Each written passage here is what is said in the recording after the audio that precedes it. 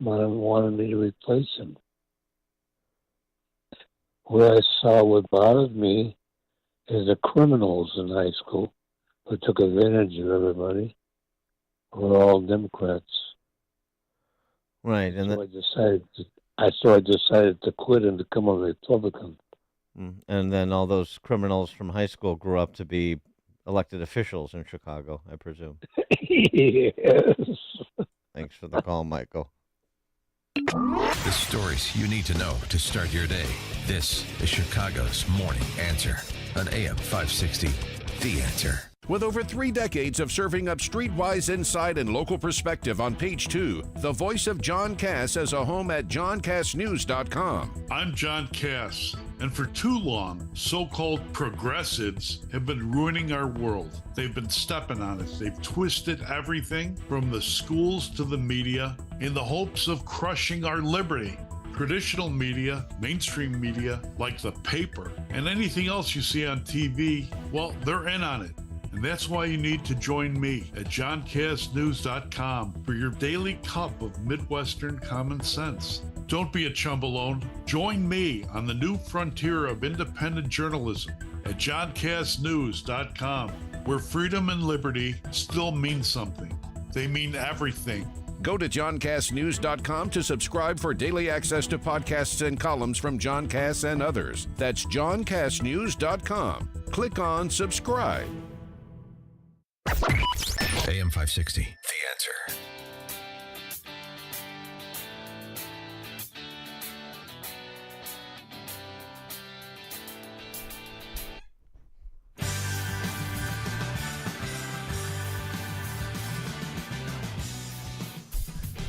All right, coming up at 5:38, getting to know Tim Walz. Now we check the headlines with Mike Scott. Dan, good morning. Good morning, everyone. Topping our news, in Nepal this morning, a helicopter with at least 5 on board, maybe more, has just crashed into a side of a mountain northwest of Kathmandu. We'll keep our eyes on that developing story. It's just a week or so ago that a plane crashed on a runway, killing 18 in Nepal. At least one person is dead, 8 believed trapped after a hotel collapses in Germany. Fox's Jonathan Savage with more. A child is thought to be among those still in the rubble of the hotel in Germany's picturesque Moselle Valley. 14 people were inside when one story collapsed late last night, local time. Police are in contact with some of those trapped, but haven't been able to reach the body of the person who died. The child is said to be unhurt but unable to get out. The small town of Creuve sits on the banks of the Moselle River, a winemaking region popular among tourists. Jonathan Savage, Fox News. Democrat presidential nominee Kamala Harris and Republican VP nominee J.D. Vance will both be in Michigan today. Harris in Detroit with her new running mate, Minnesota Governor Tim Walz, meeting with leaders of the UAW. Trump weakens our economy to strengthen his own hand. He mocks our laws. He sows chaos and division. And that's to say nothing of his record as president. Union leaders endorsed Harris for president last week, but He the rank and file. in the face of the COVID crisis. Union leaders endorsed Harris for president last week, but the rank and file seem to be leaning toward Donald Trump. Florida Republican Governor Ron DeSantis joined Fox, reacting to the VP pick. They put in this guy Walz, who's basically an Ilhan Omar-style, very leftist Democrat from Minnesota, has the most liberal record of any governor in the country. Is that what the American people want? And J.D. Vance on Fox's Hannity last night. This decision, selecting Tim Walz, is another sign that she doesn't care what the American people think. She is only in this to obey the far left radicals within her own party. The VP pick says, the vice president says the VP pick, Governor Walz, is going to be a great vice president. Her words. Former President Trump says he'll take part in an interview with Elon Musk on his Truth Social platform this coming Monday night. No reports so far of injuries or major damage after a magnitude 5.2 earthquake in Kern County, California, near Bakersfield. There have been dozens of aftershocks. The opening bell rings this morning on Wall Street after stocks staged a bit of a rally on the heels of Monday's massive sell-off sparked by fears of recession. Here in the Chicago area and northwest Indiana, a beach hazard warning is in effect for Lake Michigan, high waves and dangerous rip currents. Job cuts and unemployment rates are going up in Illinois, while worker wage growth has slowed. According to new state numbers, more than 1,100 Illinois workers face being laid off in July. Economist and Everyday Economics podcast host Orphy Divangi saying aside from the pandemic job losses, the unemployment rate in Illinois is now higher than it has been since February of 2018. Hiring continued to slow, employment increased less than expected, and basically I think recession fears are starting to creep up. Illinois employers announced 7,300 layoffs from January through July of this year. The CEO of interstate bus giant Greyhound says the city of Chicago could face major service disruptions in just weeks if the mayor's office doesn't step in. Greyhound, according to the Chicago Sun-Times, along with other bus carriers, are set to be evicted from their longtime station in the Loop in mid-September, and the city is fumbling the effort to find other indoor accommodations. The cycle of the 17 years cicada may actually not be over yet in the Chicago area. It's tied to a number of bug bites reported in the suburbs. University of Illinois horticulture educator Ken Johnson says it's similar to what happened in 2007, the last time the 17-year cicadas emerged. As their eggs hatch in trees, they become tiny mites, like flies. They're getting set to burrow underground. The bites can be uncomfortable as the mites head toward their underground burrows and cause some major itching, but they usually clear up on their own and really don't require medical attention. The cicadas, of course, lay their eggs in tree branches, which provide the covered environment needed for the eggs to hatch and then the mites to multiply. Cubs got off to a fast start in a 7-3 win over the Twins at Wrigley Field. 21-game losing streak is over. White Sox beat Oakland 5-1. The news, a service of Valdecas Windows. For the discerning homeowner looking for high-quality and professional-level window replacement service, contact Valdecas Windows, your award-winning Platinum Elite Pella-certified contractor. Valdecas.com. A check of traffic and weather on the way next on AM 560. Dennis Prager sees the lies. If the reason that he is not running is because he wants to pass the mantle on.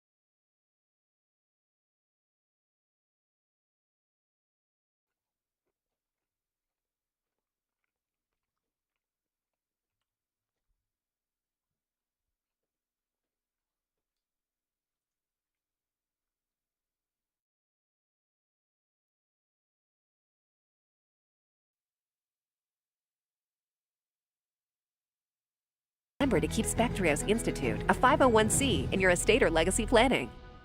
Wesley Financial Group is not a law firm. If you own a timeshare, don't miss this public service announcement from Chuck McDowell, founder of Wesley Financial Group. If you receive an unsolicited phone call or mail piece to discuss selling, renting, or especially canceling your timeshare, don't fall for it. If you really want out of your timeshare, hang the phone up immediately or throw that mail piece in the trash and contact your timeshare resort or Wesley Financial Group for assistance with your timeshare. As the only Inc. 500 timeshare cancellation company, our knowledge, experience, and results has made Wesley a trusted resource for over 40,000 families we've helped get out of their timeshare. Give us a call and I'll send you our timeshare exit information kit free with the straight facts about your timeshare and all of your options for cancellation. Call for your free info kit. 800-839-8484. 800-839-8484. 800-839-8484. Attention, anyone with high blood pressure. If you want to seriously control your blood pressure and not be a walking time bomb, Order 120 Life today. 120 Life is an amazing blend of superfruit juices that can actually help lower your blood pressure. It's been endorsed by thousands of health professionals and doesn't have the side effects of medication. With ingredients that have shown to naturally help control blood pressure, 120 Life could be the natural game changer in your life. Try it for yourself, risk-free, with a 2-week trial pack. Go to 120life.com and use coupon code 560 to save 15% and get free shipping. 120 Life is so sure it can noticeably lower your blood pressure in just 2 weeks, they'll give you your money back if you're not satisfied. Order the 8-ounce drink or powdered mix. From pomegranates to cranberries, it's the delicious way to lower blood pressure. Go to 120life.com now. Use coupon code 560 to save 15% and get free shipping.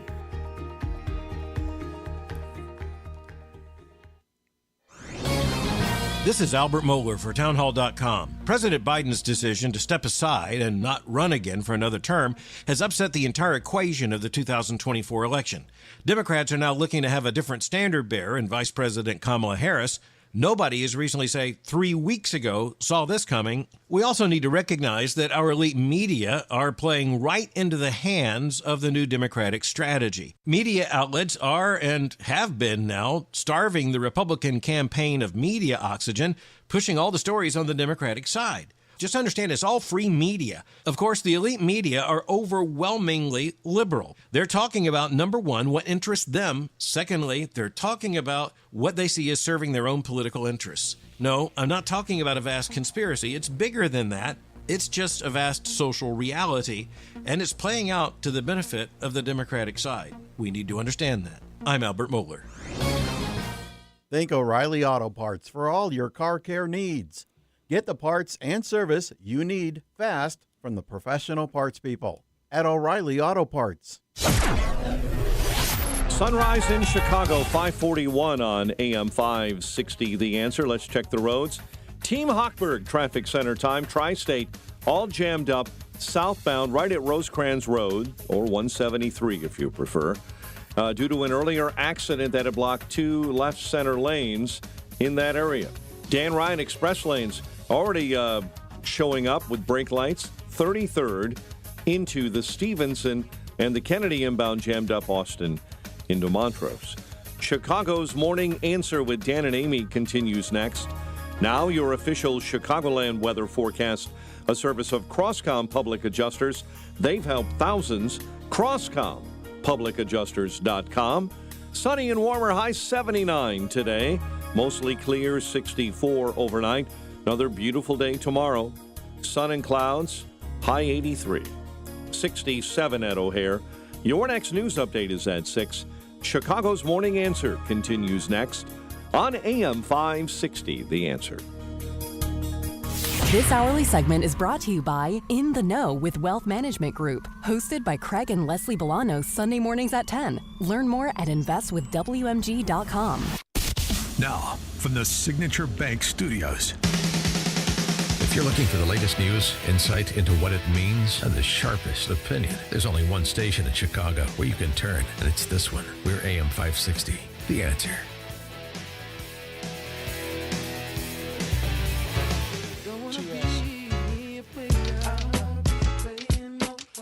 Yeah, Dog Emhoff. Dog! Let me tell you why Dog Emhoff is so sweet on Gwen Walz. I'll tell you, because she's got a little bad girl in her, does Gwen Walz. I don't know if you heard, but you better listen up.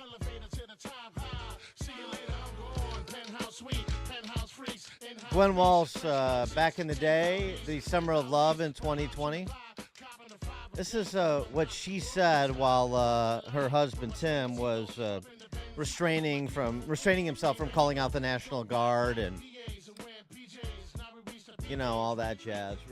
Restraining himself and saying things like this. The tragic and senseless murder of George Floyd, and it extended through the week of righteous anger being expressed by community leaders and all people of conscience.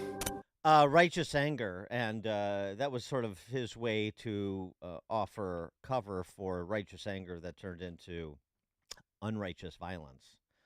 Yeah, burning down a police precinct, for example. Anywho, Gwen Walz during that time had this to say. I would say those first days, when there were riots, I could smell the burning tires. And that was a very real thing. And I kept the windows open for as long as I could because I felt like that was such a touchstone of what was happening.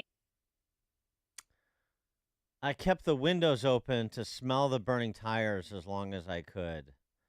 Because that was Gwen Walz's way of being in solidarity with the protesters, you see. The mostly peaceful protesters, of course. I mean, except for the people that burned down the city. Except for them. Solidarity. sitting in her house with her windows open so she could smell the burning tires. Sharing that righteous anger. Okay.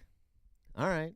I mean, it's somewhat remarkable this actually still sells in Minnesota, but I guess Minneapolis, St. Paul. We're going to talk at the bottom of the 6 o'clock hour to John Hinderaker from the American Experiment, of course, is up there in Minneapolis, St. Paul, and, whose office has been victimized by arson. So, maybe Minneapolis, St. Paul ain't what it used to be. I think we know that story here in Chicago. Anyway, so this was the rollout of Blue Walz yesterday. Walz having this message for his counterpart, J.D. Vance. J.D. Vance literally wrote the foreword for the architect of the Project 2025 agenda. It's weird. Like all regular people I grew up with in the heartland, J.D. studied at Yale, had his career funded by Silicon Valley billionaires, and then wrote a bestseller trashing that community. Come on. That's not what middle America is. And I got to tell you, I can't wait to debate the guy. That is, if he's willing to get off the couch and show up. So, you see what I did there? Yeah, you're a comedic genius. It's such an interesting characterization of J.D. Vance's life. A kid grows up in Appalachia with a family beset by drug addiction, makes his way to the Ivy League, to Yale Law School, to Silicon Valley, and success, and that is the object of ridicule. Hillbilly Elegy was an attack on that community. That's not how I read it or saw it. I don't think that's how anybody read it or saw it, including, by the way, his mom, who was at the Republican National Convention. You remember that, when she was recognized and so forth? What a telling characterization of J.D. Vance's life Tim Walz gave there. I know everybody's going to focus on the couch joke and Josh Shapiro, his, weirdo stuff and I love you, Philly. That stuff is just nonsense, pep rally bull jive. To get a real sense of who Walz is and what that party is, listen to that characterization of J.D. Vance's life. It's remarkable. I mean, if that doesn't tell you how much they despise America and the concept of a meritocracy, I don't know what does. Rich in Indian Head Park, here on Chicago's Morning Answer. What this guy is going to add is another voice that's going to back their failed policies, and they're going to continue to trash Trump and Vance. That's all they have. They're not going to talk about anything that people are worried about today, the economy or the border. It's going to be the same old thing with this guy. Everybody thinks that this guy's going to bring in all of the Midwest voting and stuff. This guy's a fraud just like all of them. Thanks, Dan. You have a good day. Thanks for the call, Rich. Yeah, he is. He's another fake.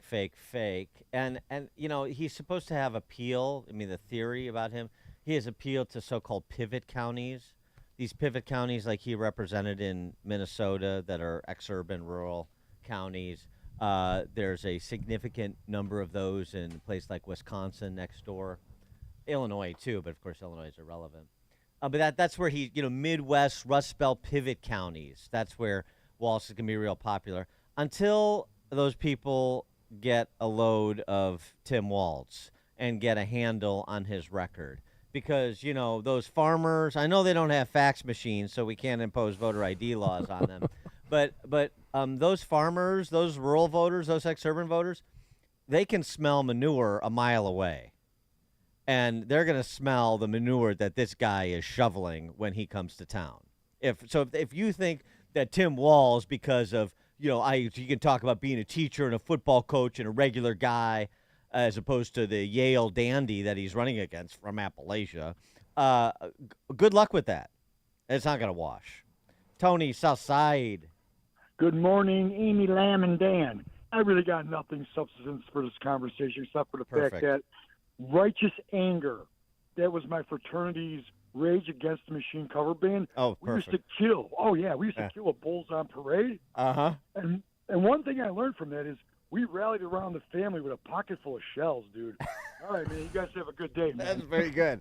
I like the way you developed that out. Very, very nicely done, Tony Southside. So, Dan, one thing that Walz did that people should never forget is the COVID snitch line. Do you remember that? This is a classic.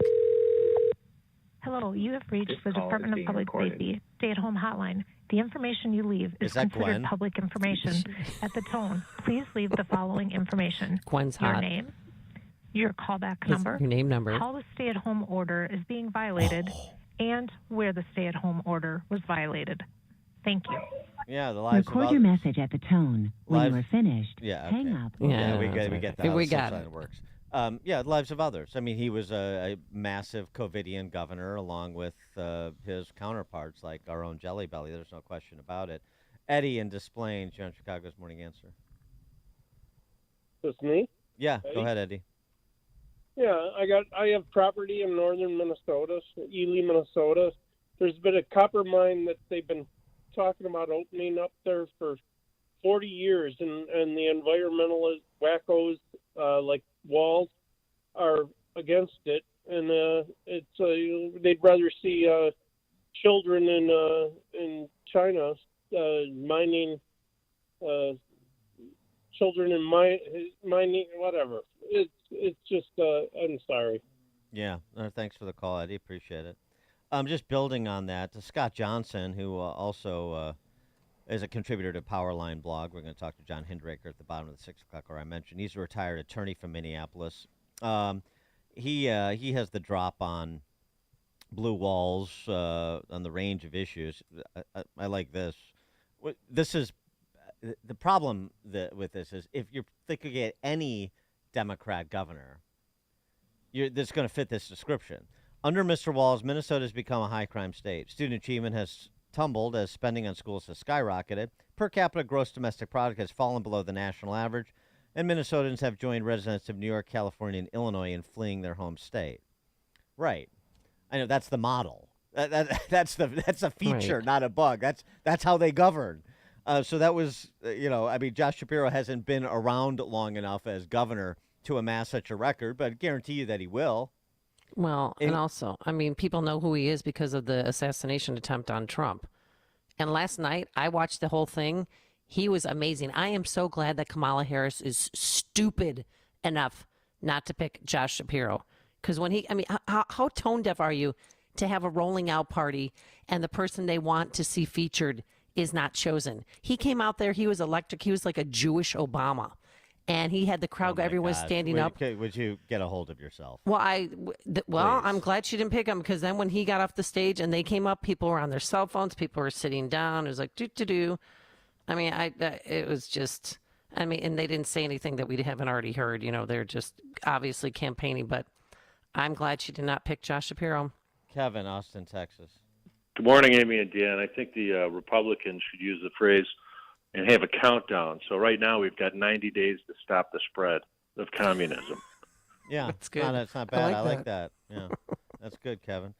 Something else too, just on COVID, and again, he ruled by executive fiat for 15 months, which it sounds pretty attractive since Pritzker did it for about 20 or 21 or 22. Minnesota also leads the nation in COVID fraud. Under the auspices of the Feeding Our Future nonprofit, its founder, Amy Bach, allegedly recruited mostly young Somali men to seek reimbursement for millions of meals supposedly served to poor students and families. Unfortunately, according to indictments handed up by a grand jury to the U.S. attorney there, Bach and others defrauded the state and federal government of $250 million. 70 defendants have been charged to date. 18 have pled guilty. In April, the first of the cases to go to trial had 7 defendants. 5 were convicted. The remaining cases have yet to be tried. But I mean, this is the Minnesota Department of Education, so that's a state agency over which Walz has responsibility, oversaw the payout of $250 million of reimbursements for meals that were never delivered to poor people. So you also, in addition to destroying the state through the policies you do implement, it's also through the incompetence that is featured as part of your administration, as we've seen at the national level as well. Yeah, and he's also, Tampon Tim. He signed a bill demanding schools put tampons in the boys' bathrooms. He's pushing transgen surgeries, and if you don't agree, the state could possibly take your child away. Well, and when we come back, it's an abortion haven, it's a trans refuge, it's all Illinois. Those things. He might as well be Jelly Belly. Well, right. Again, he's a Democrat governor in America in 2024. What do we always say about the big blue cities? It's the same with the big blue states. Change the names, and you would not change a thing. You would not change one other thing except the names. Put Jelly Belly in Minnesota and Tim Walz in Illinois, and both those states would be just as they are right now. Coming up at 6:06, we'll turn our attention to something else that we expect him to feature, but maybe that is a bug, and that's his record of the National Guard. Listen to Dan and Amy on your smartphone. Download the AM 560 mobile app today at 560theanswer.com/mobile.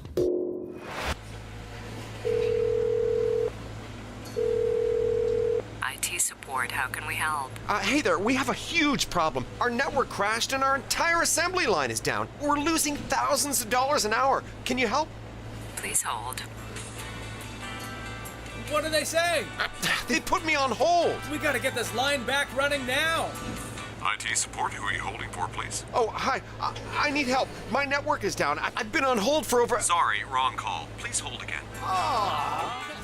Sound familiar? Don't let a network problem cost your business thousands of dollars. Turnkey is the champion of small businesses. For the price of a monthly car payment, Turnkey will fully protect your network with the most secure, up-to-date cyber protection, unlimited backup, unlimited 24/7 help desk support, and real-time threat hunting. All by world-class technicians who really care about helping people. Protect your small business today. Visit turnkey.pro today. This is Albert Mohler for townhall.com. President Biden's decision to step aside and not run again for another term has upset the entire equation of the 2024 election. Democrats are now looking to have a different standard bearer in Vice President Kamala Harris. Nobody, as recently, say, 3 weeks ago, saw this coming. We also need to recognize that our elite media are playing right into the hands of the new Democratic strategy. Media outlets are, and have been now, starving the Republican campaign of media oxygen, pushing all the stories on the Democratic side. Just understand, it's all free media. Of course, the elite media are overwhelmingly liberal. They're talking about, number one, what interests them. Secondly, they're talking about what they see as serving their own political interests. No, I'm not talking about a vast conspiracy. It's bigger than that. It's just a vast social reality, and it's playing out to the benefit of the Democratic side. We need to understand that. I'm Albert Mohler. This is David Hochberg with an emergency mortgage alert. After 2 excruciatingly painful years, mortgage rates are dropping, and your current lender is going to be hounding you to refinance with them. Listen to what Rocket Mortgage tried pulling on Cara in Romeoville. Last July, Rocket charged Cara over 10 G's in closing costs to refinance, which is disgusting. This July, Rocket Mortgage tried charging her over $9,000 to refinance again. Upon her father's recommendation, Cara contacted me, and I exposed their game of offering low rates and charging Cara excessive closing costs. Cara canceled her loan with Rocket Mortgage and will be refinancing with Team Hochberg when it's in her financial best interest. If you want to work with a lender who'll always look out for your financial best interest, call Team Hochberg now, 855-563-2843, or visit 56david.com. That's 855-563-2843, or visit 56david.com. Lower.com, equal housing lender, NMLS 1124061. From breaking news and weather across the country to insight from the brightest minds in conservative opinion, it's Salem News Channel. Home to the biggest shows on TV, like Dennis Prager, weekdays at noon Eastern, followed by Jay and Jordan Sekulow at 2. Join SNC, where facts are sacred, critical thinking is celebrated, and the pursuit of truth is unwavering. Watch Salem News Channel free, now on Xumo Play. Learn more at snc.tv/Xumo. This is Chicago's election station, AM 560 The Answer, WIND Chicago. Streaming at 560theanswer.com on the AM 560 mobile app, or tell your smart speaker to play The Answer Chicago. Another progressive House Democrat primaried out. I'm Dave Anthony, Fox News. Progressives should actually make progress. Wesley Bell, a St. Louis prosecutor, ousted Congresswoman Cori Bush in Missouri. Fox's Carly Shimkus reports. Bell getting the win thanks in part to the backing of several pro-Israel groups. Bush is now the second squad member to lose their primary after Congressman Jamal Bowman suffered a similar loss to a pro-Israel Democrat in New York. But the soon-to-be former Congresswoman says she's not going anywhere. AIPAC, I'm coming to tear your kingdom down. That is the organization that also led to Bowman's defeat in New York. Bush says that she is going after that group that had spent millions backing her opponent, Bell.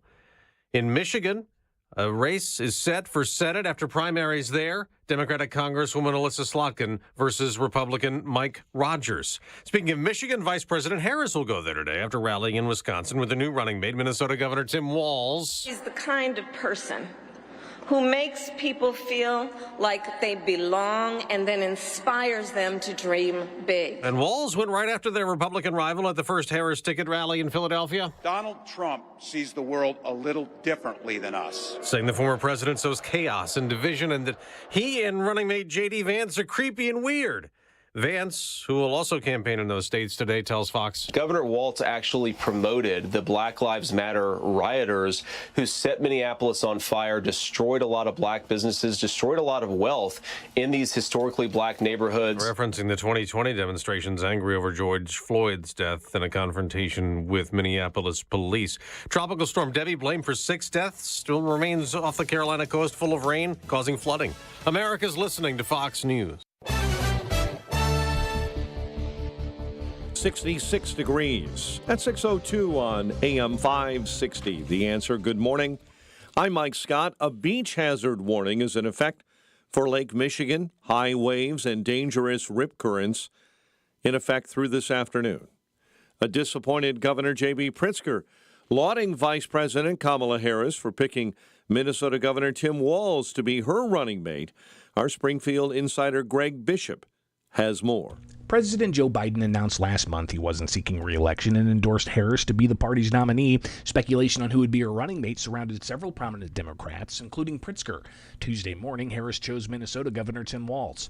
At an unrelated event in Chicago, Pritzker said Walz is a good pick for Democrats. Look, he is a kind and decent human being. Tim Walz cares deeply about the work that he does and every person that he interacts with. Former President Donald Trump's campaign released a video saying Walz is a rubber stamp for Harris's liberal agenda. Like allowing convicted felons to walk free, embracing anti-American Green New Deal policies, and giving up control of our southern border to criminal aliens and violent drug cartels. Harris will be joined by Walz Tuesday evening in Pennsylvania for a rally. I'm Greg Bishop. Both candidates, actually, both candidates from both sides, Republican and Democrat, will be in Wisconsin today. Funeral services are set for Cook County Sheriff's Deputy Raphael Wardlaw. Wardlaw was killed during an attempted robbery last week. Visitation will be held tomorrow from 6 to 8 p.m. at Leak & Sons Funeral Home in Country Club Hills. In other news this morning, former Chicago Public School dean accused of sexually assaulting a student is set to go on trial in October. Trial was set after Brian Crowder rejected an offer to plead guilty to a lesser charge. There are more financial woes for South Suburban Dalton. Trustees revealed at a meeting this week they've had to dip into TIF money, tax increment financing, to pay public sector employees. The board has also placed Deputy Police Chief Louis Lacey on administrative leave. And the search is underway to find a 17-year-old boy who went missing in Lake Michigan near Beverly Shores, Indiana. The Minnesota teen was reported missing in the lake yesterday. Cubs winners over the Twins 7-3, while the White Sox end that 21-game losing skid with a 5-1 win over Oakland. The news service of Turnkey.pro. For less than the price of a monthly car payment, Turnkey will fully protect your network. Up-to-date cyber protection, unlimited backup, and real-time threat hunting. Protect your small business today. Visit Turnkey.pro. And a check of traffic and weather is on the way next on AM 560. Charlie Kirk believes the rot runs deep. As we marched through these institutions for many years, I soon realized, one after the other, the rot that our institutions have been experiencing, the infection that is present, the tumor within the once great institutions in Washington, D.C. The Charlie Kirk Show. Afternoons at 1, right before Sebastian Gorka at 3 on AM 560. The Answer. Wesley Financial Group is not a law firm. Are you a victim of the timeshare trap and think there's no way out? I'm Chuck McDowell, founder of Wesley Financial Group, the original timeshare cancellation expert. And I'm here to tell you that there is a way out. All you need to do is give my office a call. I will send you a timeshare exit information kit absolutely free, explaining how the timeshare industry works and your options for cancellation. Call Wesley now for your free info kit. Call 800-887-1010. 800-887-1010. Hey everyone, it's Ted from Consumer Cellular, the guy in the orange sweater, and this is your wake-up call. If you're paying too much for wireless service, you don't have to keep having that nightmare. Consumer Cellular has the same fast, reliable coverage as the leading carriers for up to half the cost. So why keep spending more than you have to? Seriously, wake up! And call 1-888-FREEDOM or visit consumercellular.com. Savings based on cost of Consumer Cellular single line 1, 5, and 10 gig data plans with unlimited talk and text compared to lowest cost single line postpaid unlimited talk, text, and data plans offered by T-Mobile and Verizon January 2024. Do you have jewelry with sentimental value that needs repairing? Hi, it's Mike Gallagher. I'm a customer of family-owned Roland's Jewelers in downtown Libertyville because it's a place I trust. Their in-house master jeweler does impeccable work, and jewelry comes back repaired in perfect condition and looks the same as the day you bought it. That's a great feeling. Roland's also specializes in custom design. They'll work with you every step of the way to make your dream jewelry idea come to life. The Roland's family is expertly trained to give you outstanding customer service, earning 5-star Google ratings. Now that's impressive. Visit Roland's Jewelers' beautiful showroom in downtown Libertyville for all of your jewelry needs. Visit RolandsJewelers.com. That's ROLLANDS Jewelers.com, or call or text them at 847-918-7300. 847-918-7300. Roland's Jewelers, a family-owned jeweler you can trust. 6:07. Let's get an update on the roads. Team Hochberg Traffic Center time. A service of the Shingle Company. We've all heard about the dangers of climbing sloped roofs lately. Well, you can rest easy with the pros at the Shingle Company, your unafraid of slope roof experts. Contact them at shinglecompany.com. That's shingleco.com, and inquire about their low price guarantee today. As we turn to traffic, northbound Tri-State jamming up. Roosevelt to the Ike. Jane Addams, an accident. 2 right lanes blocked westbound right before Roselle Road. Chicago's Morning Answer with Dan and Amy continues next. AM 560 Weather Center forecast with Steve Williams. Mostly sunny, warmer, and a less humid day today. Nice stretch of comfortable weather getting underway. High 79. Clear tonight, low 64. Sunny clouds, terrific day tomorrow. The high at 83. Partly sunny Friday, the high 76. I'm Steve Williams on AM 560, The Answer. 67 right now at O'Hare. Next news, 6:30. And Chicago's Morning Answer continues next on AM 560, The Answer. Now, from the Signature Bank Studios, this is Chicago's Morning Answer with Dan Proft and Amy Jacobson on AM 560. The Answer.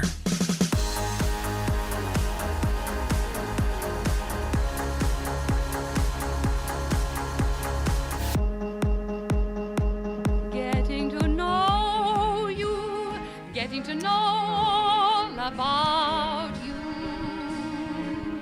Getting to like you, getting to hope you like me. Love the King and I. Getting to know you, putting it my way. I was but the King and I. nicely. You played the Yul Brynner character? Yeah, right. No, her. Please, don't ruin it for me. Not a lot of shows can go from Big Pun in the first hour to Gertrude Lawrence in the second hour. I just want to go on the record as saying that. Okay. So we're getting to know Tim Walz in these moments. First time on a big rally stage. First time anybody has paid attention to Minnesota in a while. So it's exciting. It's an exciting time. And we'll get to the particulars of his record of governance in Minnesota. We've touched upon them already. We'll get in more detail. But this interview, Alpha News is a conservative outlet up in Minnesota. We've talked to folks from there before. Back in 2022, in his gubernatorial race, they released an interview they did of a gentleman named Tom Behrens, who served with Tim Walz during his time in the National Guard, or at least some of it. And this has become a point of controversy because Behrens and others who served in the National Guard at the same time as Walz, because, again, this is going to be part of he's got military service, he's a coach, he's a teacher. Oh, yeah. This is an important part of his biography. Well, Tom Behrens says that an important part of his biography, his military service, is an instance of stolen valor. Take a listen. Back in 2005, a warning order went out to the 1st Battalion, 125th Field Artillery to mobilize for a mission to Iraq. At the time, Walz served as the unit's highest non-commissioned officer, but months later, Walz would retire from the Guard, avoid the deployment, and run for Congress. Tom Behrens was next in line for the position and was asked to take his place. I was like, well, for Pete's sake, if this guy quit, if I say I'm not going to do it, I mean, what the hell kind of leadership is that? If a company would say that we're going to deploy to Iraq or somewhere and you're going to be gone for whatever amount of time, and then a foreman just says, no, I'm not going. I mean, what does that say to the 500 people that work in that factory? Behrens would go on to serve in Iraq on a nearly 2-year deployment as a command sergeant major. All while Walz began using that title as a congressman. Behrens says he first contacted Walz with his concerns, sending these letters to Washington. They all went unanswered. But then we fast forward to the election in 2018 in Minnesota, and you try at that time to get people's attention with this story and also with what seems to be a very misleading statement that he continued to make about his service. It kind of just sat there. When he was a congressman, he bragged that he was a retired command sergeant major. I'm the highest ranking person ever in the House, and all this lie that he was telling. The state of Minnesota came out after 2018, after this was exposed, and they said, well, he can say that he served as a command sergeant major, but he can't say he's a retired one because he's not. And that's what he was saying. And he was saying that, and there was lots of public, lots of cards coming in the mail, for him to be elected. They said right on there he's a retired command sergeant major, just tooting his own horn, just hanging on the coattails of people that actually are command sergeant majors that went through all the process and put all the time in. A spokesperson for the Minnesota National Guard said Walz wasn't able to retire as a command sergeant major since he failed to complete coursework and requirements related to the rank. Verified documents show the Army corrected his service record. Walz was reduced in rank to an E8 Master Sergeant after retirement and his conditional promotion. So nobody's saying he didn't serve, but why would you say something? I mean, you know enough about the service, about being a National Guardsman, to know what you're doing is wrong. So why the need to lie about your service record? Barron says in no uncertain terms, as I said, stolen valor. It's stolen valor is really what it is. I don't know of anybody else that's done what he's done. But we called it the truth about Tim Walz. In 2018, Barron's gave the story the full court press. We, retired command sergeant majors of the Minnesota National Guard, feel it is our duty and responsibility to bring forth the truth as we know it concerning his service record. I put together information on it, and I sent it out to every single radio station and newspaper and TV station I could in the state. The bottom line in all of this is gut-wrenching and sad to explain. When the nation called, he quit. And he's referring to when they were, stationed or they were deployed to Iraq, that he retired right away instead of going. Right, when they so were he put himself before country. When he put on notice that they were going to be deployed, that's when he retired. And of course, this guy Tom Barron's went over and served for 2 years. And so that's one thing. You don't want to go. You want to retire. Okay, fine. But to mischaracterize your service record, that this is where you have a problem, and this is the problem that Barron's has, so much so that he has a sign on his, or he did in 2022, because this interview is back now more than 2 years old, before that election in Minnesota, that Walz is a traitor. He put that sign on his grain silo. So he's definitely speaking out, even if the Minneapolis-St. Paul press corps won't pay attention. Of course they won't. They're flacking for Walz. 312-642-5600, turnkey.pro answer line. 64636DA, turnkey.pro text line. See, I have a bigger point of contention with the fact that he retired right before he was going to be deployed, because he was in charge of 500 people, and it was the bad message that was sent. He abandoned us. What the hell kind of leader does that? He just, as soon as the shots were fired in Iraq, he turned and ran the other way and hung his hat up and quit. That says a lot about a man, to put yourself before your country and to spend all those decades there in the Minnesota National Guard and rise to commander sergeant major and then just say, I think it's time for me to retire. And Tom Barron's became the CSM after that. He took his place. 312-642-5600, turnkey.pro answer line. You could also text us on that same number. Our text line is up and running. Yeah, I don't know. Embellishing your military record is something that a lot of politicians have gotten away with.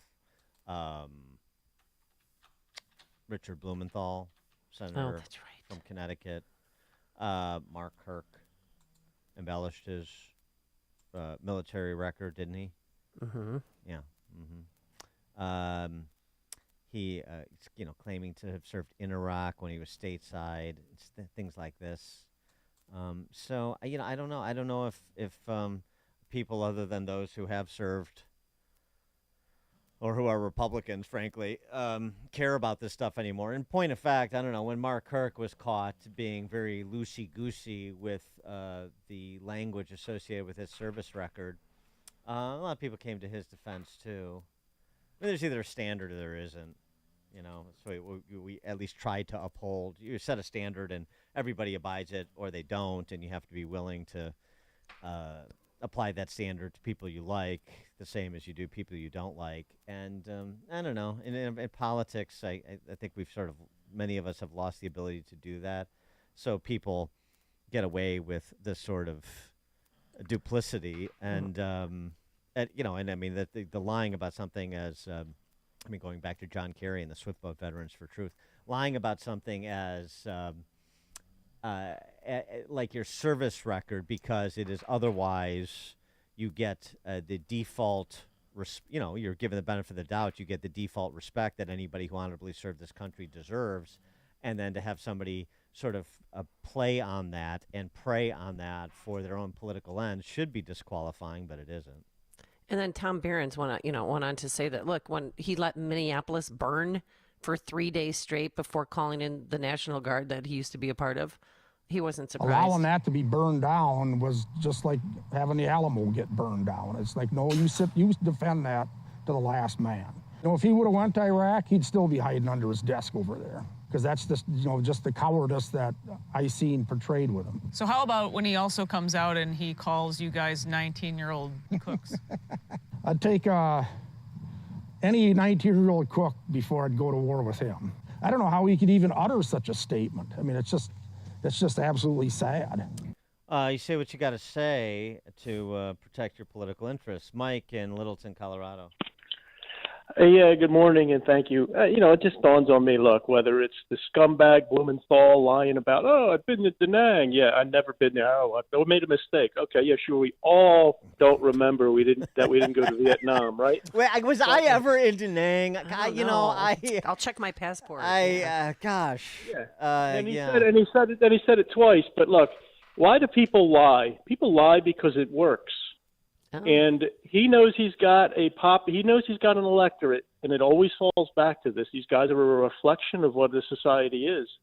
These same people who are burning flags and trying to kill policemen and everything else, in this inverted world, it's a badge of honor that this guy's a coward. I mean, they don't grade the military people and honor them, and it's sad, but it's really where we are. But it's unbelievable. Unbelievable. Thanks for the call, Mike. Yeah, it's weird. It's weird to be a Yale law graduate with a wife and 3 kids. It's weird. Strange. Lance Morrow had a good piece in the Journal about this weirdness thing and where we are in their wonderland, talking about the new Bolsheviks. In their wonderland, an inversion, as in Lewis Carroll's fantasy, of previous biology, custom, and human nature. Boys may be girls and girls may be boys, according to impulse or whim. Criminals are victims. Civilization is barbaric.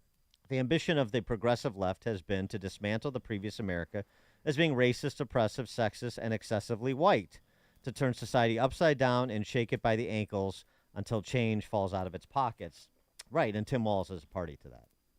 Tim Walz, who, he's got a lot of fun sayings because he's so folksy, Oh, yeah. He's so Minnesota nice, and he's Minnesota nuts.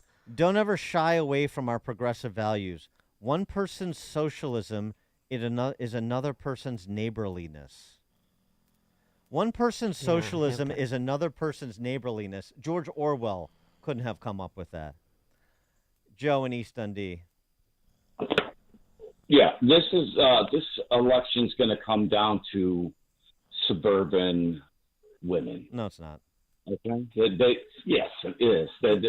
No, it's not. But okay, go ahead. I talked with my own brothers and sisters over this stuff. Oh boy, well that's dispositive. They're crazy in their heads. Okay, they don't care about paying higher prices or whatever, but they're gonna elect this woman no matter what.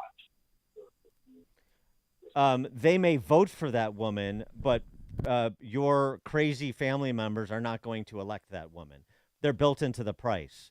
They could, again, for the umpteenth time, the nominee for their party could be a potted plant, and they will vote for them. And they will say the same things about the potted plant that they're saying about Kamala Harris. It doesn't matter. They're not reachable. They're also not a majority. I don't know how to break it to you. They're not a majority. And no, this sort of, and I'm presuming, didn't get into detail, but the profile you're giving me is, of course, the college-educated suburban honky who is top 10% in household income, probably top 2%. They're a insular minority in this country. That is not who this election will swing on. And I don't care how many childless cat lady Zoom calls and Hollywood celebrity Zoom calls they have. That is not going to be enough. That is not the cohort that decides this election. So stop focusing on them. Stop worrying about them. Let them run around in their vagina hats howling at the moon. They're irrelevant. It's what Chicago is talking about. It's Chicago's Morning Answer with Dan and Amy on AM 560. The Answer. A great smile can make you feel happy and confident. So when you consciously conserve your teeth, that glowing smile will show through. At Best Dental Group, Doctors Economos, Gevalis, and their staff are ready to help you create that perfect look or maintain the one you have now. Along with general dentistry, Best Dental Group is a multidisciplined practice with an orthodontist, periodontist, and prosthetic specialists on site. They use the newest breakthroughs in dental technology, such as titanium implants, Invisalign clear braces, and laser treatments. Don't let fear get in the way. They can recommend sedation to make your experience as comfortable as possible. Best Dental Group is located in historic downtown Bartlett and is a multilingual office. Call 630-830-4930. That's 630-830-4930. Or visit bestdental.org. Best Dental Group, sharing your conservative values and helping you to conserve your teeth. Just one more point to Joe and Dundee and people that are so worried about people that, like his family members that are, out of their gourds. Yeah. So David Mamet. Go back to what David Mamet said on that Corolla podcast from a couple years ago that we play intermittently because it was such a great insight into Hollywood and, by extension, all of those sort of Hollywood-addled, useful idiots in places like Hinsdale and River Forest and Wilmette. You know the profile. The thing that scares them the most is to be irrelevant, to be not included. Don't include them. Prey on the thing that makes them the most fearful. Let them know that you understand they're irrelevant. They screech and make a spectacle of themselves because they're trying to stay relevant when in their hearts they know they are not relevant. That's why they have to impose themselves on you. Do whatever you're going to do. We're over here talking to people who are not criminally insane. That we're going to stay in this camp of the majority of Americans who are not criminally insane, and we're going to have a sensible conversation with ourselves over here. You, again, run screaming into the abyss all you want. We're not paying any attention. They are the child throwing a temper tantrum, and we have taught them this is the way they get attention and status and standing, and people listen. Stop indulging these temper tantrum throwing children. Okay. When I look out over America, there are so many things that get me upset. I know you feel the same way. Stress levels are high right now, which is not healthy. That's why I'm telling you not to pay attention to them. Stress can raise your blood pressure, and high blood pressure is the number one risk factor for mortality. 1 out of 2 of us are walking around with high blood pressure right now, and it's a ticking time bomb. Thankfully, it's never been easier to take control of your blood pressure with 120 Life, a remarkable natural juice blend or powder mix that can help lower your blood pressure without the side effects of pills. It's formulated with scientifically backed ingredients from superfruits, berries, and minerals shown to naturally help control high blood pressure. And it works. It's endorsed by more than 70 health professionals, so try it for yourself risk-free with their 2-week trial. Visit 120life.com and use the code LIBERTY to save 15% and receive free shipping. If 120 Life doesn't help lower your blood pressure in 2 weeks, they'll give you your money back, so don't get mad. Get even by lowering your blood pressure naturally. Go to 120life.com and use the coupon code LIBERTY to save 15% off your order. Signature Bank is Chicago's fastest growing independently owned business bank, a bank where relationships still matter. Signature Bank knows your name and your story. I'm Dan Proft, and I know this because Signature Bank is my business bank. I'm Scott Bartmus, co-founder of ESCO, a security and fire alarm services business, and a customer of Signature Bank. We work hard to give our customers peace of mind, so it's nice to know that while we have our customers' backs, partners like Signature Bank have ours. When COVID hit, there was a lot of uncertainty for many businesses, particularly surrounding the PPP loan program, with parameters and deadlines changing constantly. The executives from Signature Bank worked weekends alongside their staff, filling out and submitting applications to ensure they took care of us. That type of dedication is hard to find, but we found it with Signature Bank. Signature Bank helps local businesses succeed. Want to learn how Signature Bank can help turn your business vision into reality? Call Signature Bank at 773-467-5600 or visit signaturebank.bank. Member FDIC, Equal Housing Lender. It's Dr. David Kolbaba. Hey, let me tell you about our age analysis assessment. It takes just a few seconds to scan for those advanced glycated end products that cause premature aging. And then we'll briefly go over your results and give you a few things for you to do to improve. And then we'll retest you in about 60 days. And you'll pay our special low price for your first assessment, and I'll pay for your second one. That's right, your follow-up age analysis assessment is on me. And we're going to compare your biologic age with your chronologic age, and then we're going to help you determine if your biologic age is on par with your chronologic age. But you got to make that call today, not tomorrow, but today. It's our Health Quest radio hotline, 800-794-1855. That's 800-794-1855. Second assessment free if you make that call right now. 800-794-1855. It's Health Quest radio with me, Dr. David Kolbaba, Saturday mornings at 11. AM 560, The Answer. All right. Let's go to Roger in DeKalb. You're on Chicago's Morning Answer. Hey, glad to hear you guys every morning. So Tim Walz has always been, his whole political career, he was pretty moderate at the beginning, but he was always leftist. He was always, he not want to talk about the George Floyd incident. Well, the original autopsy, people got to hammer this home too, was he died of a drug overdose. It was with Keith Ellison and Tim Walz's pressure that autopsy was overturned, and they said it was a suffocation, number one. Number two, I had a friend tell me 40 years ago, you think attorneys are bad in politics? Wait till teachers get into politics. And we're at the precipice of having a teacher at one of the highest offices in the land. It's a nightmare because all you other union people, they don't care about you. They only care about themselves. It's so sad, so disgusting. Third, I have relatives in the area. I always wanted to live in Minnesota, but not for about 20 years now. And they've lived there 40 years. They raised kids. They had 3 grandchildren, 2 boys, 1 girl. They now have 3 girls. No, I'll take that back. There's 2 girls and 1 boy. They now have 3 granddaughters.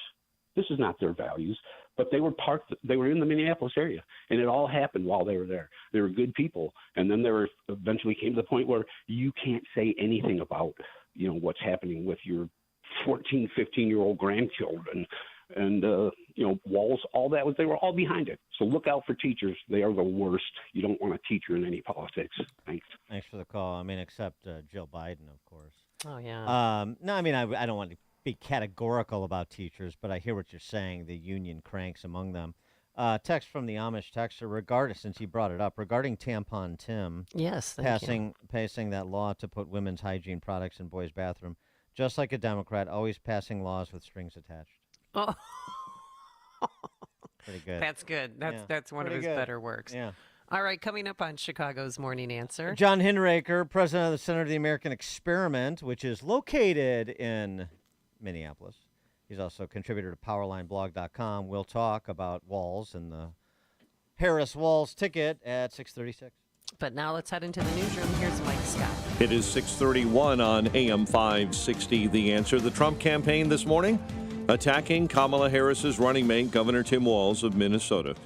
The campaign's press secretary calling Walz a West Coast wannabe. Fox's Kevin Cork with more. The 60-year-old, for those of you who don't know, is a former congressman. He's also in his second term as governor of the great state of Minnesota, but he's also been slammed by critics as being one of the most radically left-wing politicians in the country, despite a folksy and avuncular disposition. The MAGA Inc. War Room posted this on X. Tim Walz is a weird, radical liberal. What could be weirder than signing a bill requiring schools to stock tampons in the boys' bathrooms, or weirder than signing legislation allowing minors to receive sex change operations. During their joint rally Tuesday, the vice president and the governor saying policies of the Trump-Vance ticket would send America backwards. Kamala Harris and Republican VP nominee J.D. Vance will both be in Michigan today. Harris stumping in Detroit with her new running mate, Vance in the Detroit suburb of Rochester Hills. This decision, selecting Tim Walz, is another sign that she doesn't care what the American people think. She is only in this to obey the far-left radicals within her own party. The two are expected in western Wisconsin later today.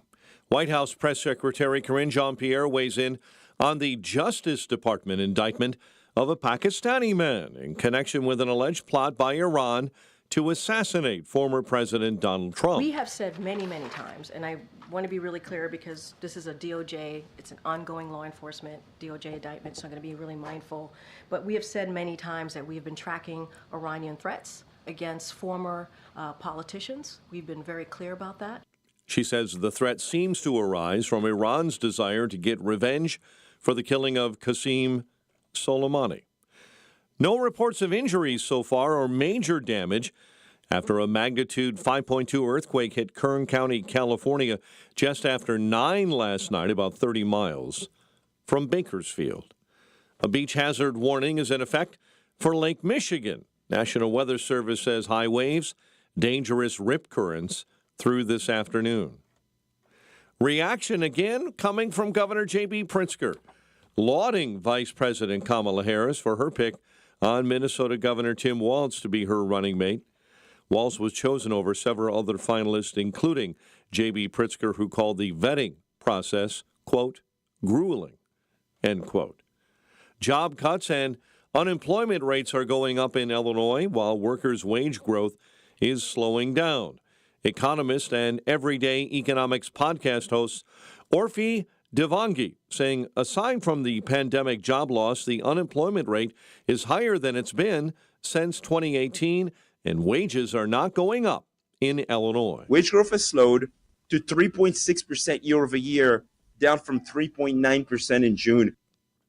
Illinois employers announced 7,300 layoffs from January through July of this year. Chicago sports. Cubs beat the Twins 7-3. Itzhak Paredes a 3-run bomb. Shota Imanaga struck out 10. White Sox end their 21-game losing streak, beating Oakland 5-1. The news is a service of Papa Nicholas Coffee, a Chicagoland tradition for over 5 generations, combining heritage and innovation in every cup. Hot air roasted locally, cold blended in small batches to ensure premium quality. Online at papanicholas.com. A check of traffic and weather on the way next on AM 560. Mike Gallagher lays out Kamala's record. They want you to forget that she was in the job in the first place because of diversity, equity, and inclusion. They don't want you to remember that, just like they don't want you to remember that she was the border czar. They're memory holing us. They want to change who she is. And they cannot escape the fact that she got the job because of DEI. The Mike Gallagher Show, weekdays at 9, right before Dennis Prager at 11 on AM 560. The Answer. As everyone can tell, we're living in turbulent times. During times of uncertainty like World War II and 9/11, people have often turned to God. In times like these, Fox Valley Coins in Naperville, Illinois reminds all Americans of the ancient promise found in 2 Chronicles 7:14. If my people who are called by my name shall humble themselves and pray and seek my face and turn from their wicked ways, then will I hear from heaven and will forgive their sin and will heal their land. This is not a political statement. It's a call to all God-fearing Americans to do as God's word instructs. America needs healing now. Whether you're for the guy on the left or the right or neither, everyone needs to heed the word of God as 2 Chronicles instructs us. May God bless all our leaders and God bless the USA. This message is brought to you by Fox Valley Coins on Route 59, Naperville, Illinois. Suburban Welding and Steel is your local welding, fabricating, and repair shop where service and quality is number one. Their dedicated team of experts can repair a job on-site or in their shop located in Franklin Park. They have the machinery needed to get your project completed with the craftsmanship and precision so you can get back to business. Suburban Welding and Steel Services, more than just the manufacturing industry.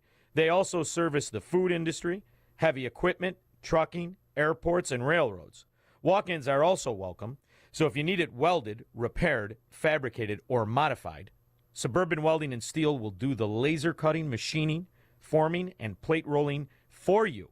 Or they have the materials you need in stock and ready for the purchase. And if you know a hardworking person looking for a career in the trade, Suburban Welding and Steel is looking to add to their team of experts. Visit suburbanweldingandsteel.com to see the full story on what they can do for you. suburbanweldingandsteel.com. Don't let a cold, sinus infection, or allergies ruin your day. Breathe easier, sleep better, and feel healthier with Navage. Visit Navage.com, Walmart, Walgreens, CVS, or a store near you. 6:38. Let's get an update on the roads. Team Hochberg Traffic Center time. And this update is a service of Progressive Insurance. Looking for a career you'll love with flexibility, great pay, and benefits? Go to progressive.com/careers and apply online today. Progressive.com/careers.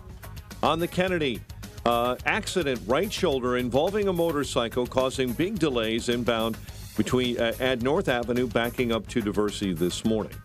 On the Ike inbound, already on the brakes, Manheim to Des Plaines Avenue. Stevenson stop and go, Harlem to Kedzie. I-57 accident on the off-ramp to 159. Chicago's Morning Answer with Dan and Amy continues next. Now, your official Chicagoland weather forecast. In the AM 560 Weather Center, we see sunny and warmer today, high near 79. Clear and 64 overnight. Beautiful day tomorrow, sun and clouds, and 83. Partly cloudy and 68 right now. Your next news update is at 7. Chicago's Morning Answer continues next on AM 560 The Answer. Now, from the Signature Bank Studios. If you're looking for the latest news, insight into what it means, and the sharpest opinion, there's only one station in Chicago where you can turn, and it's this one. We're AM 560, The Answer.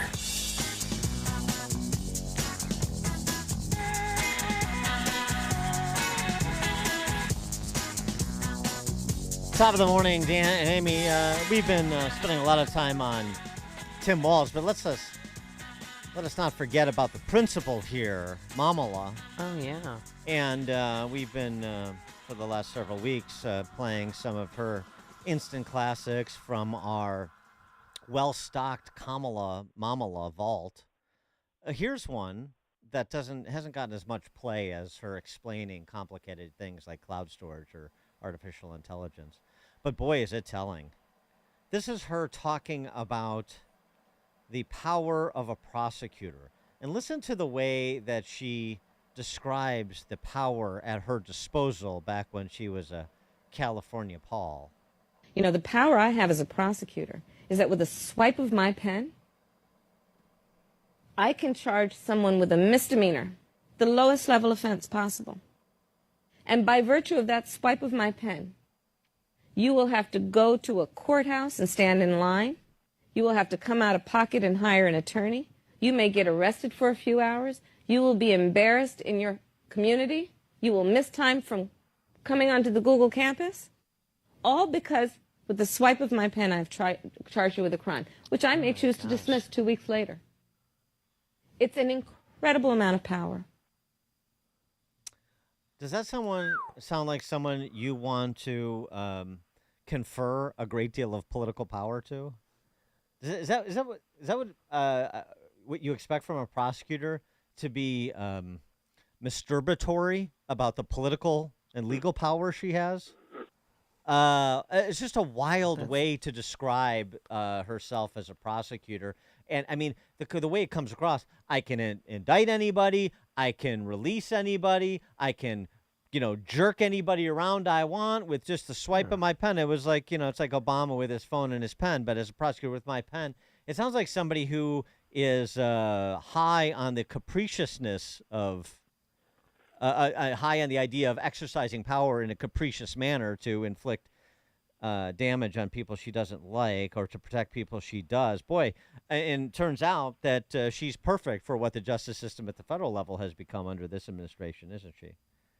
For more on all of this and Tim Walz, please be joined by John Hinderaker, president of the Center for the American Experiment and a contributor to PowerlineBlog.com as well. John, thanks for joining us. Appreciate it. Hey, great to be with you, Dan. I know, as a Minnesotan, you've got lots to say on Walz, but let's just pull back a little bit too and remind ourselves who Kamala Harris is, in addition to being sort of thinly abled intellectually. I mean, that sort of Soviet response about her prosecutorial power is I don't know, something that should be profiled a little bit more. Dan, that clip that you just played was absolutely horrifying. In the legal world, what she described there is known as abusive discretion. You know, she's openly saying that with a swipe of her pen, she can cause you all kinds of problems. She can embarrass you. She can cause you to be arrested. She can cost you money. And then she can just dismiss the case. I mean, that's really shocking. All right. Well, let's get to your buddy, Tim, who's joined this shocking former prosecutor. Obviously his record is being poured over right now, and the receipts are coming in fast and furious. But just the positioning, right? The positioning is the folksy teacher, football coach who can connect with rural and exurban voters the same way he did when he was a member of Congress in Minnesota. Is that still in Tim Walz's ability? Is that still part of his skill set? Well, I think the Democrats are hoping it is, but I can tell you Tim Walz is deeply, deeply unpopular in rural Minnesota. When he ran for re-election in 2022, he was almost shut out among rural counties.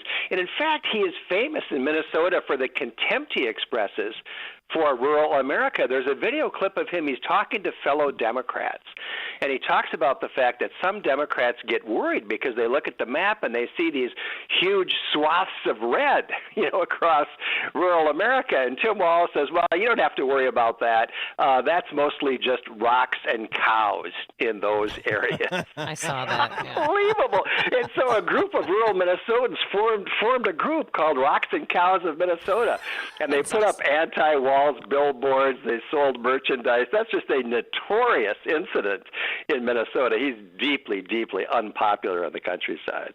Well, he's a 60-year-old white Christian man who embraces, the illegals and the Muslim community. I mean, the squad loves him.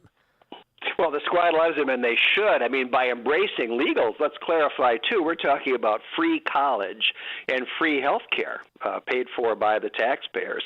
No, he has done everything he can to encourage illegals to move to Minnesota, and I think that's partly because everybody else is moving out.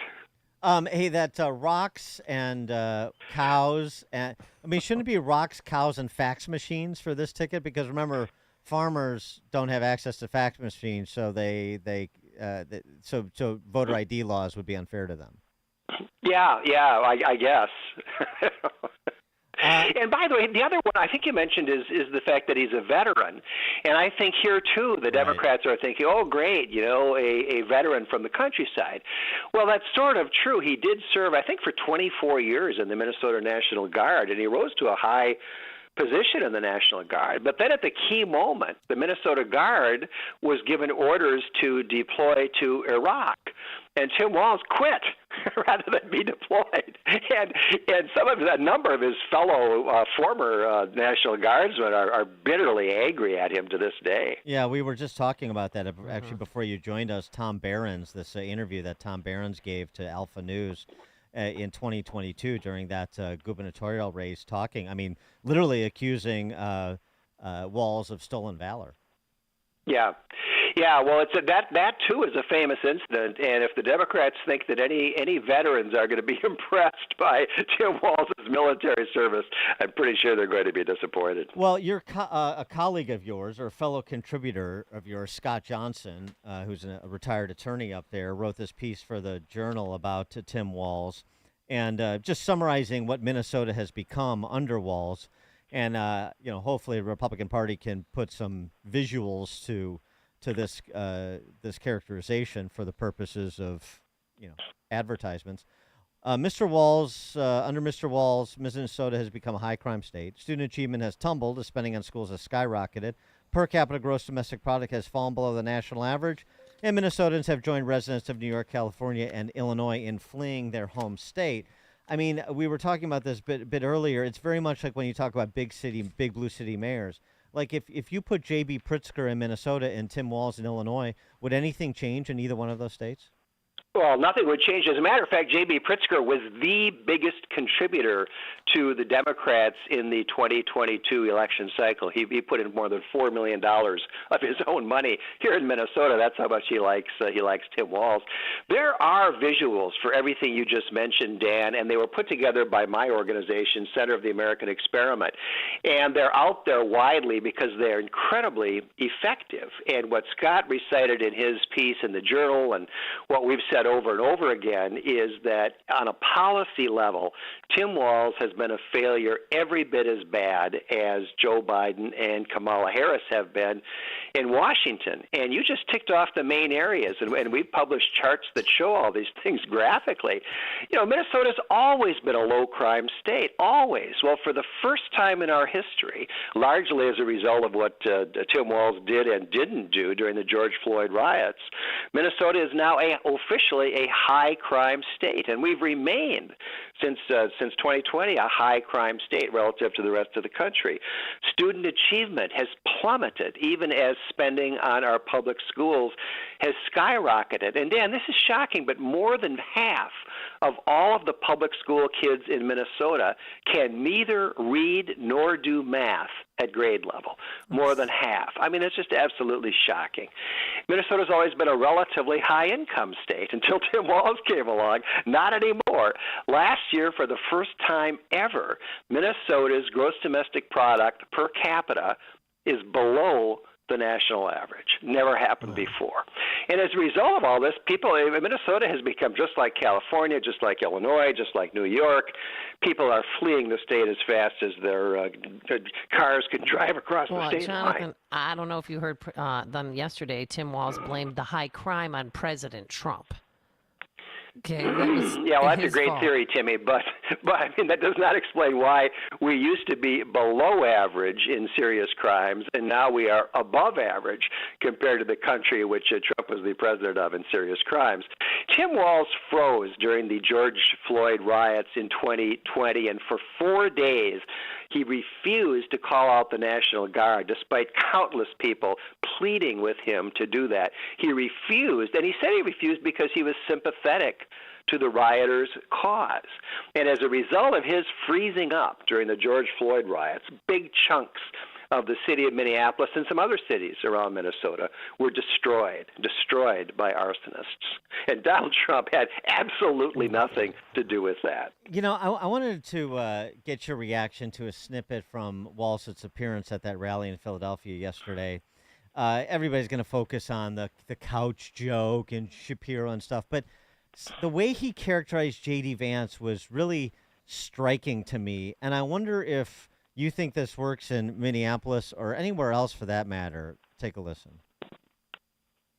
J.D. Vance literally wrote the foreword for the architect of the Project 2025 agenda.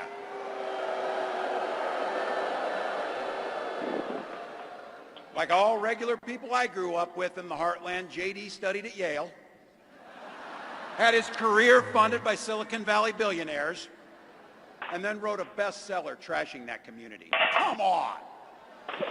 That's not what middle America is. And I got to tell you, I can't wait to debate the guy.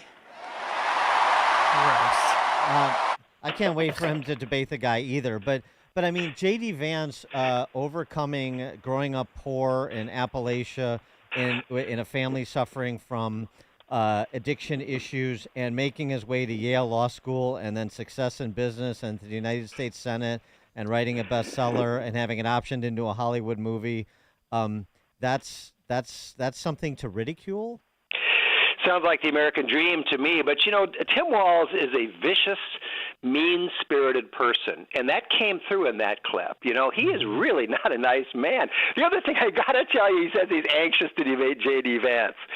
In his 2022 campaign, he debated the Republican candidate exactly once at Farm Fest in southern Minnesota, and he got clobbered. After that, he refused to show up for any future debates, even though they were scheduled by local news organizations. So the Republican candidate for governor would debate, i.e. be interviewed by reporters, next to an empty chair where Tim Walz refused to show up. So he does not have any kind of a history as a strong debater. Before we let you go, I did want to get your view on one other topic, give you an opportunity. Remembering Cori Bush, we lost another socialist Spice Girl last night, and your favorite Cori Bush moment as we recall her service in Congress. Oh gosh, let me say this, Dan. I can't even pick one out. I mean, I have mixed feelings about these squad members, losing in primaries. The thing I liked about them is that they said what they actually thought, and they came out as open anti-Semites. Now we know that wing of the Democratic Party is very strong, which is why Josh Shapiro is not on the national ticket. But I think it's in some ways it was good to have people in that party who would actually come out and say what they thought. That's a good point. John Hinderaker, President and Center of the American Experiment, contributor to PowerlineBlog.com. John, thank you as always. Thank you, Dan. Bye-bye. Man, he joined us on our turnkey.pro answer line. Connect with Dan and Amy using the AM560 mobile app. Download it today at 560theanswer.com/mobile. Oil investments involve a high degree of risk and actual results may vary. The price of gas and oil remains strong, and Goldman Sachs predicts the growth in demand to keep growing for years to come. Get in on the next major oil boom now and help the U.S. become more energy independent while utilizing your tax savings for 2024. Your patriotic investment may generate monthly income for up to 20 or more years. That's the sound of a producing oil well and the sound of a smart investment. If you are an SEC accredited investor and can make a $200,000 investment, you can deduct nearly 100% of this investment in 2024. Call 1-800-278-7455. Investing in Encore Energy is an operator direct investment in horizontal oil drilling and production technology in an area of proven production where more than 100 wells have been drilled. Call now and learn how to deduct 100% of your investment for 2024. Call 1-800-278-7455. That's 1-800-278-7455. Hi, my name is John Stanton, founder of the Stanton Group WP. For over 20 years, I have been helping clients and their families plan for their personal definition of retirement. I'm offering to take a look at the plan you have in place now and see if it makes sense in a world that is in constant change. My practice deploys a core and protect risk management process designed to succeed in any market environment. We are fiduciaries legally required to act in your best interest. My team and I work for you every day to help achieve your personal financial goals. Let's talk. Call me at 630-445-2380 or go to our website, stantongwp.com, to schedule a complimentary consultation. That's stantongwp.com.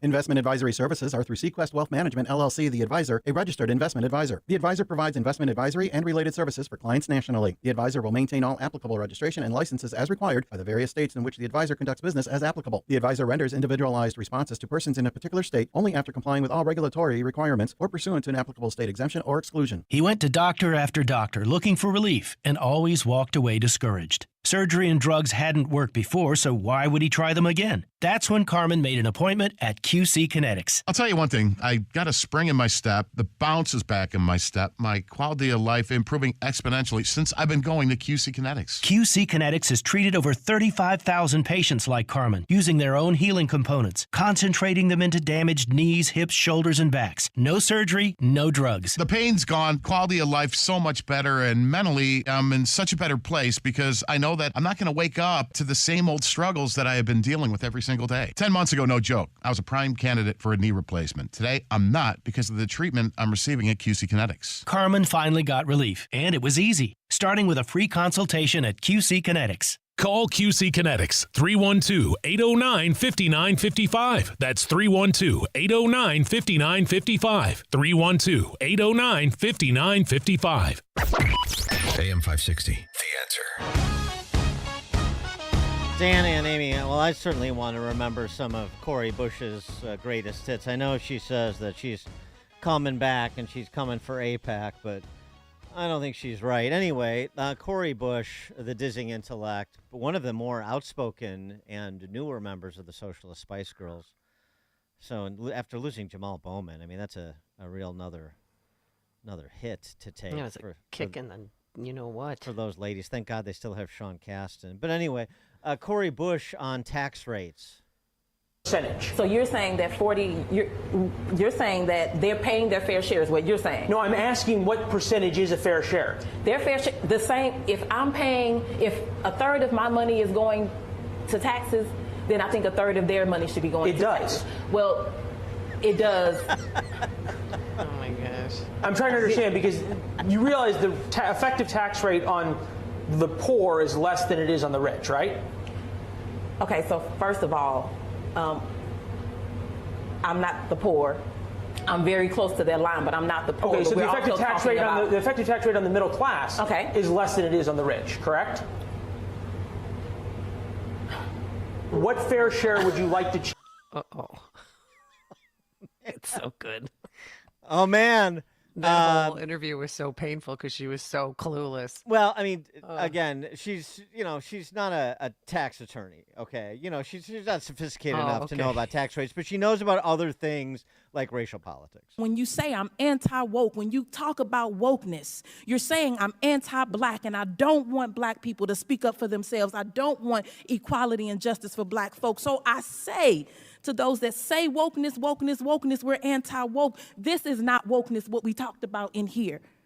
And you should be on the side of folks who are woke because we're saying no more oppression against our community. So whatever else is being thrown around, unless you are saying I'm racist, white supremacist, and I'm bigoted, stop talking about wokeness. And you can't tell me that I'm wrong because I'm from the very movement where this came about. Don't let a fascist tell you what being woke means. Exactly. Yeah, Dan, don't you do that. Remember, she's a faith healer, too. Remember, she cured somebody. She had tumors, and she put her hands on her back, and she was freed. She's many, many, many things, but a member of Congress, not for much longer. Great. Coming up on Chicago's Morning Answer. At 7:07, we'll pick up on the conversation we had with Hinderaker on border policy and the Harris-Walz ticket, 7:07. It's now 7 a.m. WYND Chicago. He could not be more thrilled.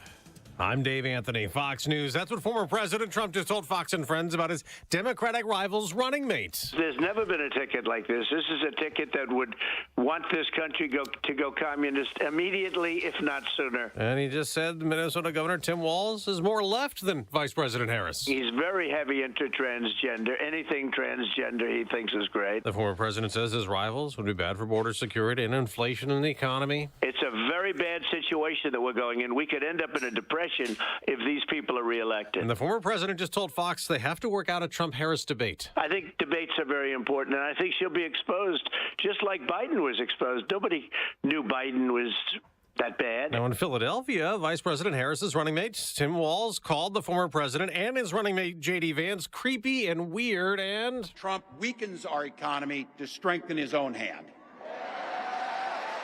He mocks our laws. He sows chaos and division. The new Harris-Walz Democratic ticket will rally today in Wisconsin and then Michigan, with the vice president saying, We are the underdogs in this race, but we have the momentum, and I know exactly what we are up against. A progressive House Democrat's on her way out of Congress. Cori Bush lost a primary in Missouri, ousted by Wesley Bell. This district is ready for better and more accountable representation in Washington, D.C. Congresswoman Bush, a pro-Palestinian sympathizer in the war in Gaza, vows to bring AIPAC's kingdom down. Angry, the pro-Israel group spent millions backing Bell, just like it did in New York, helping primary out another progressive House Democrat, Jamal Bowman. Tropical storm Debbie, blamed for 6 deaths, is lingering off the Carolina coast, could turn back and make landfall again and move up the coast.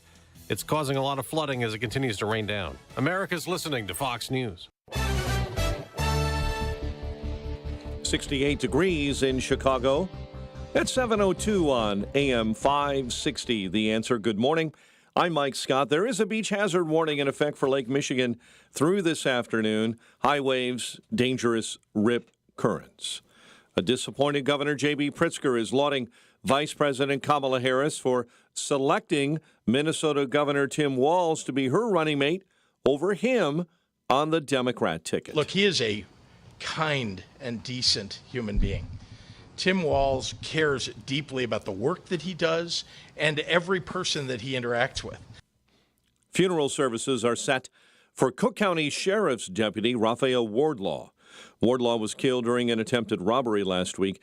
His visitation at Leak & Sons Funeral Home will be held tomorrow from 6 to 8 p.m. in Country Club Hills. The CEO of interstate bus giant Greyhound says the city of Chicago could face major service disruptions in just weeks if the mayor's office doesn't step up. Greyhound, according to the Chicago Sun-Times, is set to be evicted along with other bus carriers from their longtime station in the Loop in mid-September. And the city is fumbling the effort to find other indoor accommodations. A man charged with attacking multiple employees at a Chicago McDonald's with a hatchet-like object. Jermaine Allen faces multiple felony counts of attempted murder and aggravated battery. There are more financial woes for South suburban Dalton. Trustees revealing at a meeting that they had to dip into tax increment financing money to pay public sector employees. Trustee attorney Michael McGrath says he's never seen spending like this. I've never seen any municipality have so many credit cards out there. Orders of going out to eat is mind-boggling. The trips, the shopping, going to Target and spending $300, $500, $600. The panel also approved the layoffs of 8 village workers, and the board also voted to place Deputy Police Chief Louis Lacey on administrative leave. Number of Western Illinois University employees are being laid off. The WIU Board of Trustees voting yesterday to authorize further staff reductions. It comes after 36 other staffers were laid off in July. Cubs over the Twins 7-3. White Sox finally put an end to that 21-game losing streak. Southsiders earning a 5-1 win over Oakland. The news, a service of Crosscom Public Adjusters. If your home or business has an insurance claim, Crosscom will help you get what you need and have coming to you. CrosscomPublicAdjusters.com. A check of traffic and weather on the way next on AM 560. Dennis Prager sees another overreach from Biden. The federal appeals court just blocked President Biden's latest plan to transfer outstanding student loan debt to American taxpayers. These people, the way they lie and distort, the courts say he doesn't have the authority to end student debt. The Dennis Prager Show. Weekdays at 11, right before Charlie Kirk at 1 on AM 560. The Answer. Wesley Financial Group is not a law firm. Are you a victim of the timeshare trap and think there's no way out? I'm Chuck McDowell, founder of Wesley Financial Group, the original timeshare cancellation expert. And I'm here to tell you that there is a way out. All you need to do is give my office a call. I will send you a timeshare exit information kit absolutely free, explaining how the timeshare industry works and your options for cancellation. Call Wesley now for your free info kit. Call 800-887-1010. 800-887-1010. The best things in life, they come in twos. 2 scoops of ice cream, 2 tacos. And now for a limited time, get our best deal of the year. Buy any phone when you switch to Consumer Cellular and get 2 months of service free. That's right, the same fast, reliable nationwide coverage as Big Wireless, now with 2 months free. Proof the best things in life really do come in twos. Visit ConsumerCellular.com or call 1-888-FREEDOM. Second and third month of monthly base service fee waived for new customers with the purchase of a phone and activation by September 2nd, 2024. Taxes, fees, and third-party charges will apply. See website for additional details. Join Allie Beth Stuckey and the Illinois Family Institute for the Faith, Family, and Freedom Banquet, 7 p.m. Friday, September 6th at the Tinley Park Convention Center. For tickets, go to IllinoisFamily.org. Christianity brings civilization, goodness. Allie Beth Stuckey, wife, mom, author, followed by thousands on her hit Relatable podcast. Hear her fresh and firm call for Christians to lead in Illinois, in America, for faith, family, and freedom. For tickets, go to IllinoisFamily.org. Christians have always been on the front lines of human progress, set in love. Allie Beth Stuckey and the Illinois Family Institute's Faith, Family, and Freedom Banquet, Friday, September 6th at the Tinley Park Convention Center. For tickets, go to illinoisfamily.org, illinoisfamily.org.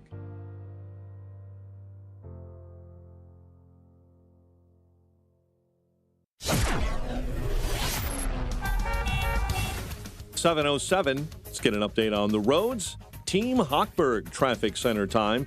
This update is service of Health Insurance Mentors. Medicare done correctly will be the best health insurance you will ever have, so call Stephen Tucker today for free Medicare advice. 630-674-1551, healthinsurancementors.com. Let's start on the toll roads this morning. Tri-State jamming up northbound right at Roosevelt Road. Reagan I-88 eastbound, you're jammed up between the southbound Tri-State ramps and the northbound Tri-State. Things are slow this morning as you roll on I-57 and the Bishop Ford into the Ryan merge. Ryan itself now 20 minutes, 95th into the Burns Circle interchange. Chicago's Morning Answer with Dan and Amy continues next. Now your official Chicagoland weather forecast with Steve Williams. Sunshine, warmer, less humid day today. The high at 79. Clear tonight, low 64. A beauty of a day tomorrow. Sun and clouds, high 83. Partly sunny, terrific on Friday, less humid, the high 76. I'm Steve Williams on AM 560. The Answer. 68 at O'Hare. Next news at 7:30. Chicago's Morning Answer continues next on AM 560. The Answer. Now, from the Signature Bank Studios, this is Chicago's Morning Answer with Dan Proft and Amy Jacobson on AM 560. The Answer.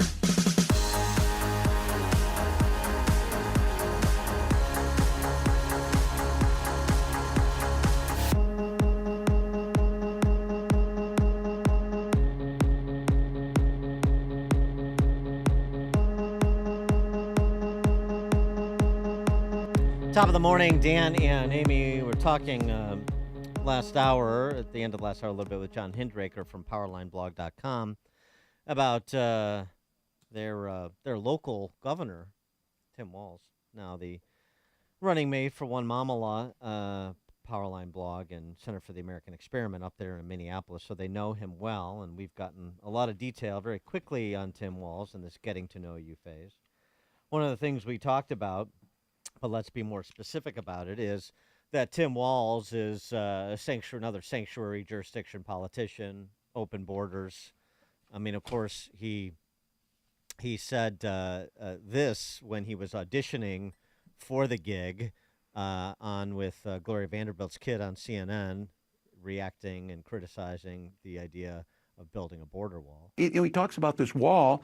I always say, let me know how high it is. If it's 25 feet, then I'll invest in the 30-foot ladder factory. That's not how you stop this. You stop this using electronics. You stop it using more border control agents. And you stop it by having a legal system that allows for that tradition of allowing folks to come here, just like my relatives did, to come here, be able to work, and establish the American dream. He's not interested in that. He wants to demonize. Look, we produce most of the turkeys that you're going to eat in Thanksgiving. Those are immigrants working hard, establishing themselves here. What's he going to do? Is he going to take them all out? As we said, yeah, what's it going to be? Gobble, gobble. Do you want, very good. Do you want your turkeys or do you want a secure border? Because you cannot have both. You cannot have turkey in this country and a secure border. So what's it going to be, America? But you can have tampons. 312-642-5600, turnkey.pro answer line. You can also text us at that same number. Tim Walz is going. Then he's going to set up a Minnesota Freedom Fund version at the border Freedom Fund for people who need to climb over the wall that Trump wants to build. Okay. What he did in Minnesota, to be specific, and again, this is more of the evidentiary record in support of the claim that put J.B. Pritzker in Minnesota, put Tim Walz in Illinois, you wouldn't notice a difference. 81,000 illegal immigrants in the state eligible for driver's license and taxpayer-funded health insurance through the Minnesota Care Public Marketplace. The North Star Promise program provides free college for students, so taxpayer funded because it's not free, no free lunch, no free college. Taxpayer funded college tuition for students with a family income under $80,000, including illegal immigrants. Right. And you have to be here for at least a year, and you preferably have to graduate from a Minnesota high school, and of course you have to go to one, You preferably, or you have of them. to? You preferably, no, you have or you to. have to? I read that whole list of what you. No, because sometimes you could come here illegally after you graduate high school. See what I'm saying? So Yeah, it's just a money grab, and he's progressive. Those particulars don't really matter much. The idea of using taxpayer funds to pay for benefits and privileges for people in this country illegally is an anathema to a free society on principle. So the strictures of these programs don't really matter that much, other than the final tab. But the final tab, nobody really cares about, which is why people like Tim Walz and J.B. Pritzker will get away with it in states over which they lord, states that have completely given up on the idea of Western civilization. That's what's happening. And they're, of course, they've nationalized that, and they're trying to extend the nationalization for another 4 years. Stories like this. A 29-year-old gang leader from Colombia first crossed the U.S.-Mexico border in September of 23 near San Ysidro, California. Colombian authorities verified he is the leader of the Colombia-based Las Colinas gang. He is wanted in Colombia for murder, aggravated theft, and arms trafficking.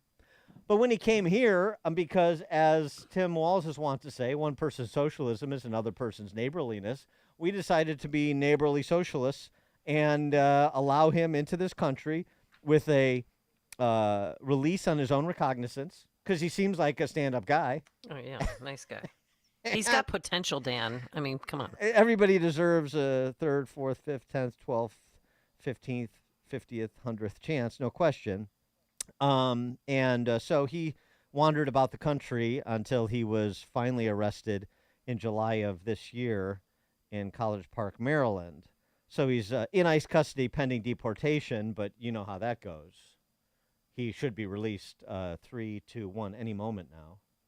And by the way, we're also making it easier to schedule these appointments. That CBP One app where you can, it's like... download the app and then log in. How about download the app, log in, and then requisition a private flight to an airport of your choosing? What? What do you mean, what? We've been using the apps for scheduling flying people in from foreign countries. This is well documented, and we've discussed. So now they're making it a little bit easier in northern and central Mexico. You know, the whole ports of entry thing. It's a little inconvenient for people who want to enter this country illegally on their own time and on their own, in their own time and on their own terms. So, I mean, let's be a little accommodating and make it a bit easier. Migrants located in northern and central Mexico will continue to be able to schedule appointments to present themselves at 8 ports of entry along the southwest border.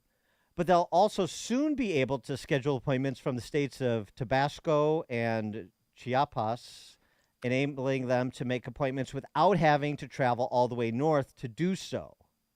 Because, I mean, it's just such a, to go back and forth all the time. This is a statement, by the way, from Customs and Border Patrol. We'll provide additional information regarding this anticipated update before it takes place.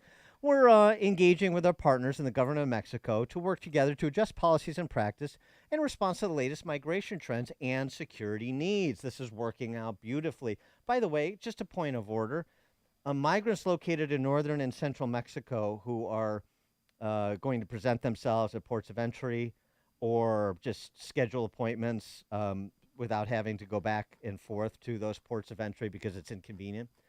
So these are asylum seekers, and you're working with the government of Mexico. So what persecution are they fleeing?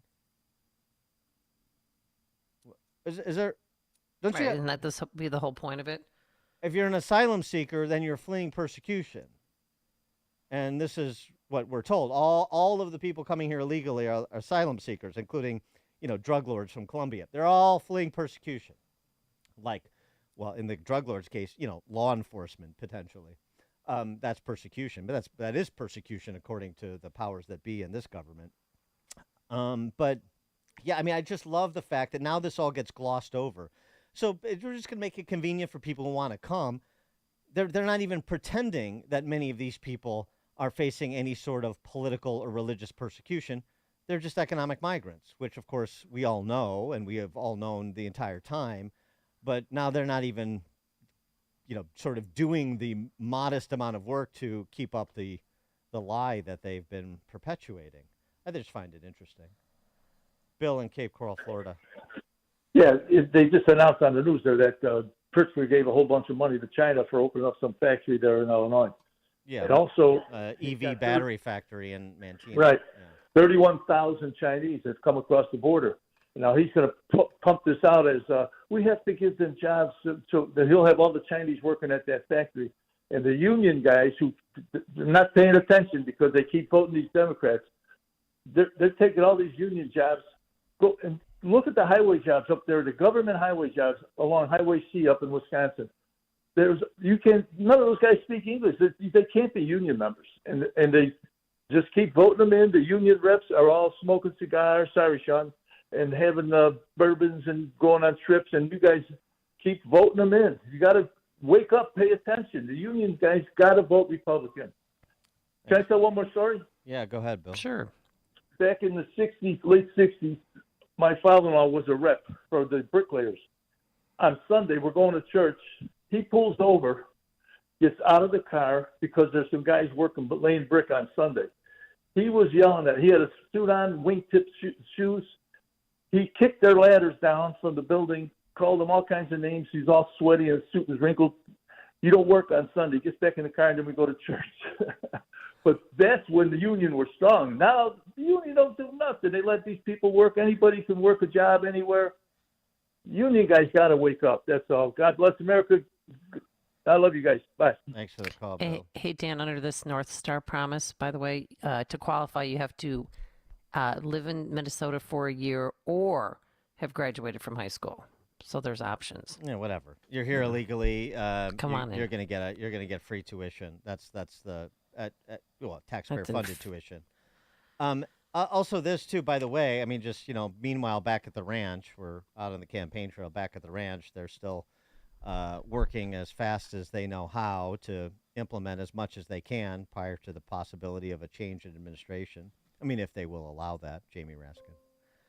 August 19th of this month, the United States Citizenship and Immigration Service, USCIS, will launch their Path to Citizenship program.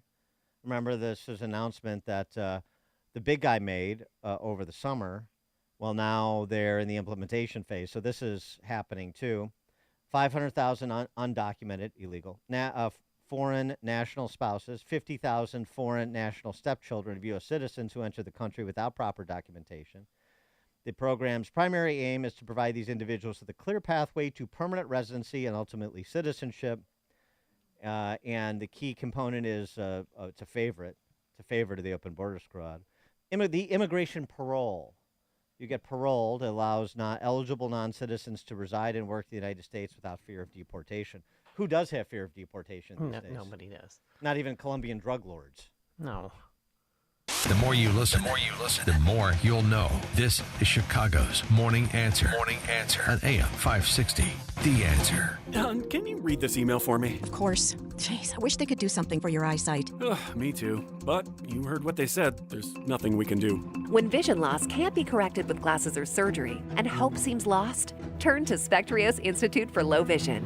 Spectrios doctors specialize in the treatment of vision loss related to eye diseases, such as macular degeneration, glaucoma, and diabetic retinopathy. There is hope, supported by science with personalized rehabilitation plans, occupational therapies, and access technology at Spectrios. Talk to a patient service manager. They'll walk you through the program. Spectrios takes BCBS and Medicare insurance. They also have grants for qualifying patients and offer a Seeing is Believing children's outreach program. Go to spectrios.org, located in Wheaton in a building that says it all, the House of Hope. That's SPECTRIOS.org. Spectrios Institute, the head, heart, and eyes approach to better vision. Remember to keep Spectrios Institute, a 501c, in your estate or legacy planning. Are your file cabinets stuffed with work orders, invoices, bills of lading, medical records, and or compliance papers? There's a solution to clear the clutter by converting your documents into accessible digital form with the help of IDT.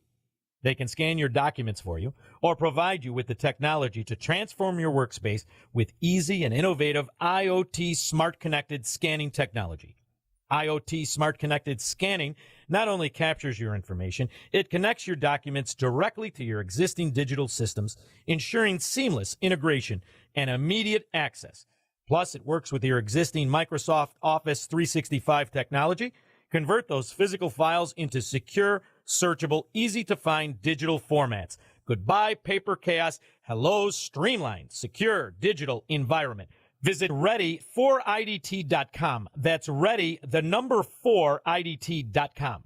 IDT, putting paper in its place. Signature Bank is Chicago's fastest growing independently owned business bank.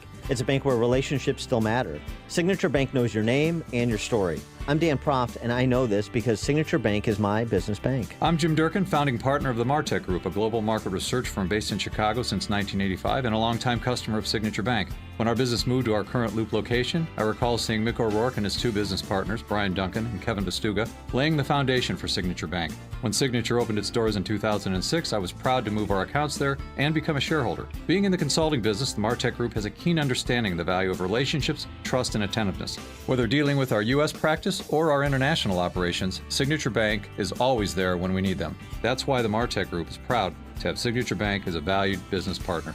Signature Bank is looking for their next success story. To learn more about turning your business vision into reality, visit signaturebank.bank. Signature Bank, helping local businesses succeed. Member FDIC, Equal Housing Lender. Augustino's Rock and Roll Deli, a family-owned restaurant, a Chicago family favorite for over 40 years. Why? Because they're known for sub sandwiches the size of your forearm. No joke.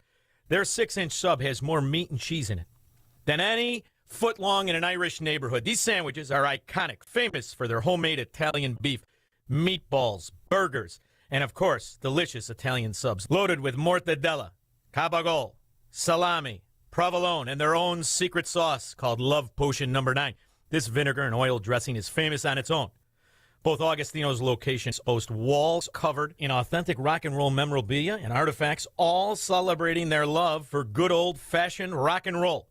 Augie's is a feast for your eyes and your stomach. Dine in or carry out. Bring the family or the team. Plus, Augie's caters corporate meetings, parties, and celebrations. Don't make it yourself.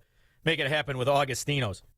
Go to augustinos.com for locations and menus. That's augustinos.com. AM 560, The Answer. Dan and Amy, we were talking about blue walls and Harris. By the way, I think Kamala has a fix for that blue walls problem that Tim has. What do you mean? He has blue walls. I think Kamala's got a fix for that. Tom in Blue Island, you're on Chicago's Morning Answer. Good morning, Dan and Amy. The show's been great since 5 a.m. I just wanted a qualifier. So Bill calls from Florida, and he's talking about the USA, and he gets a kick out of, I think he said his father-in-law and his wingtips kicking a ladder out on from a couple of guys who were working on a Sunday, maybe trying to make some extra money for their families, maybe union guys themselves, while he's probably sitting his fat ass down there in Florida sucking off a union pension himself. Unbelievable. All right, says a non-union roofer. Yeah, thanks for the call, Tom. I get it. I get both sides of it.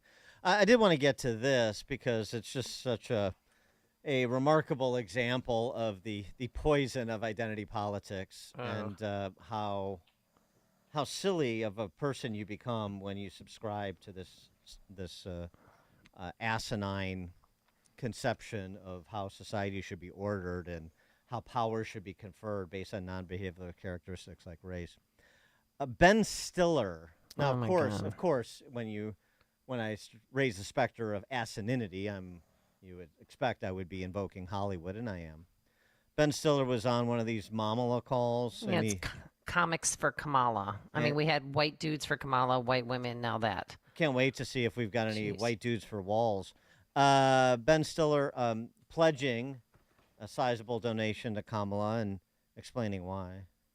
I just want to let you know I'm going to match your $150,000 donation. Oh, that's cool. Okay.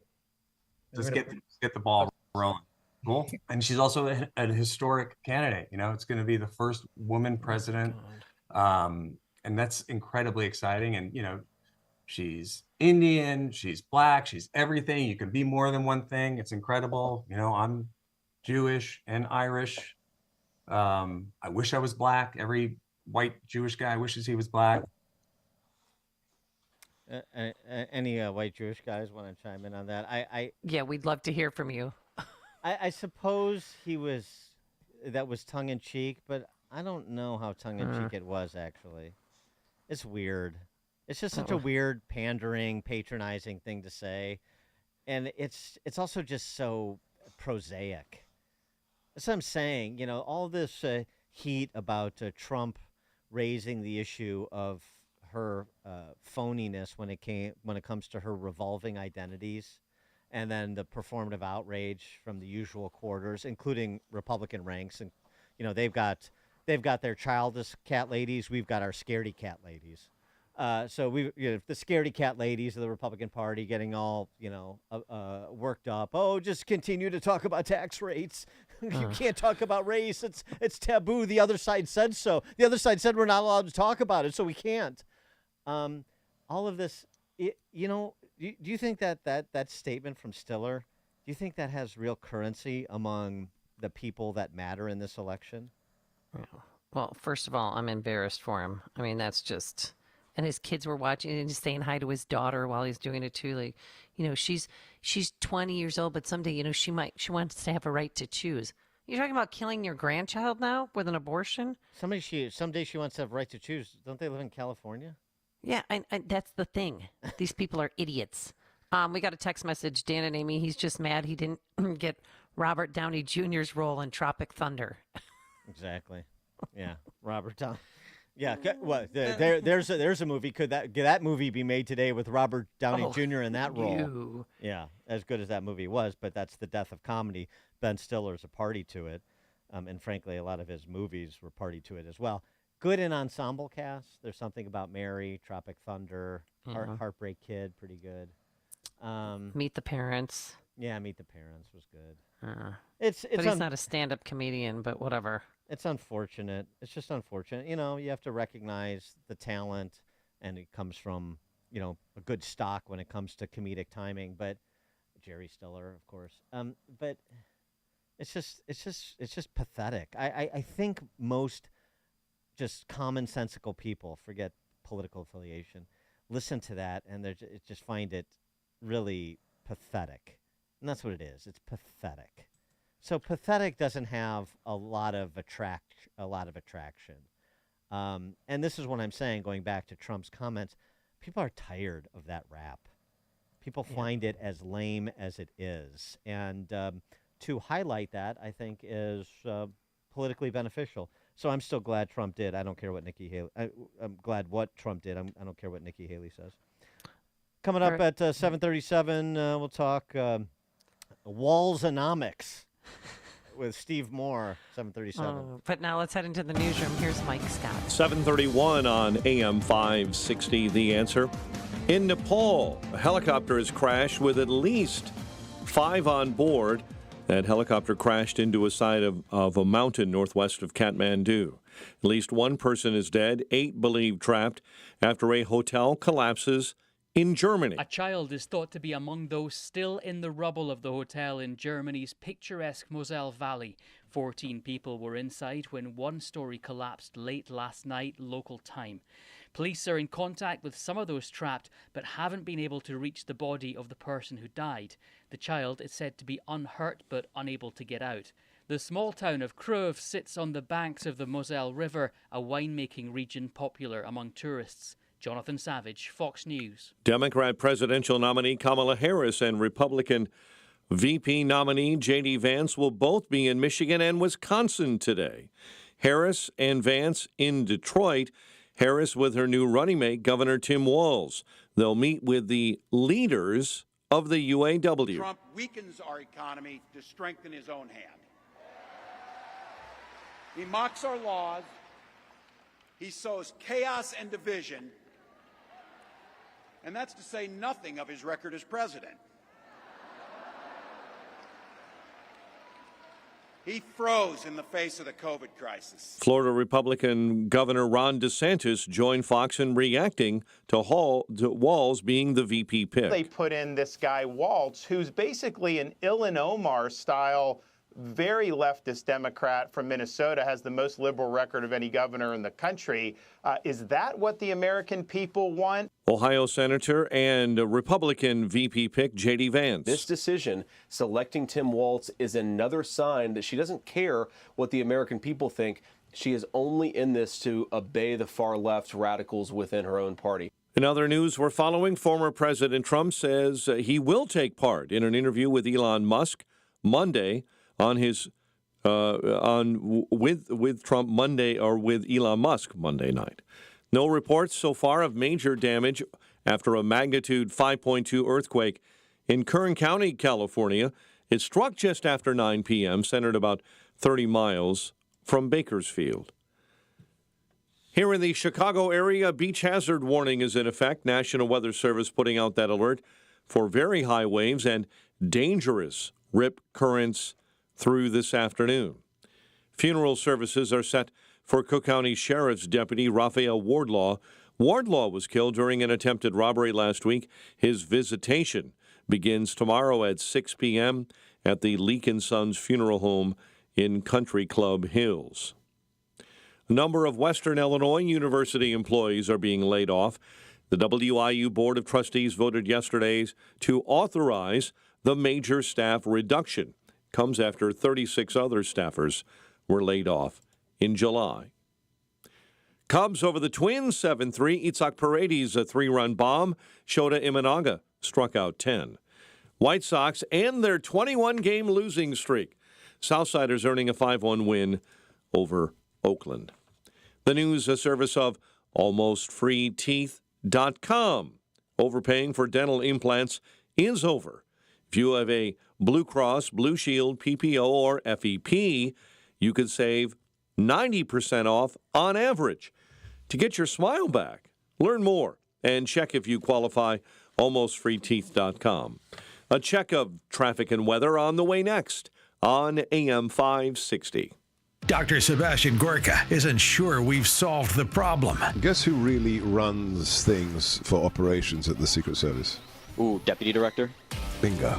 So the Deputy Director was really responsible for Butler, and now he's the Director. Just because he's next in line doesn't mean you've solved anything. America First with Dr. Sebastian Gorka. Afternoons at 3, right before Sean Thompson at 4 on AM 560.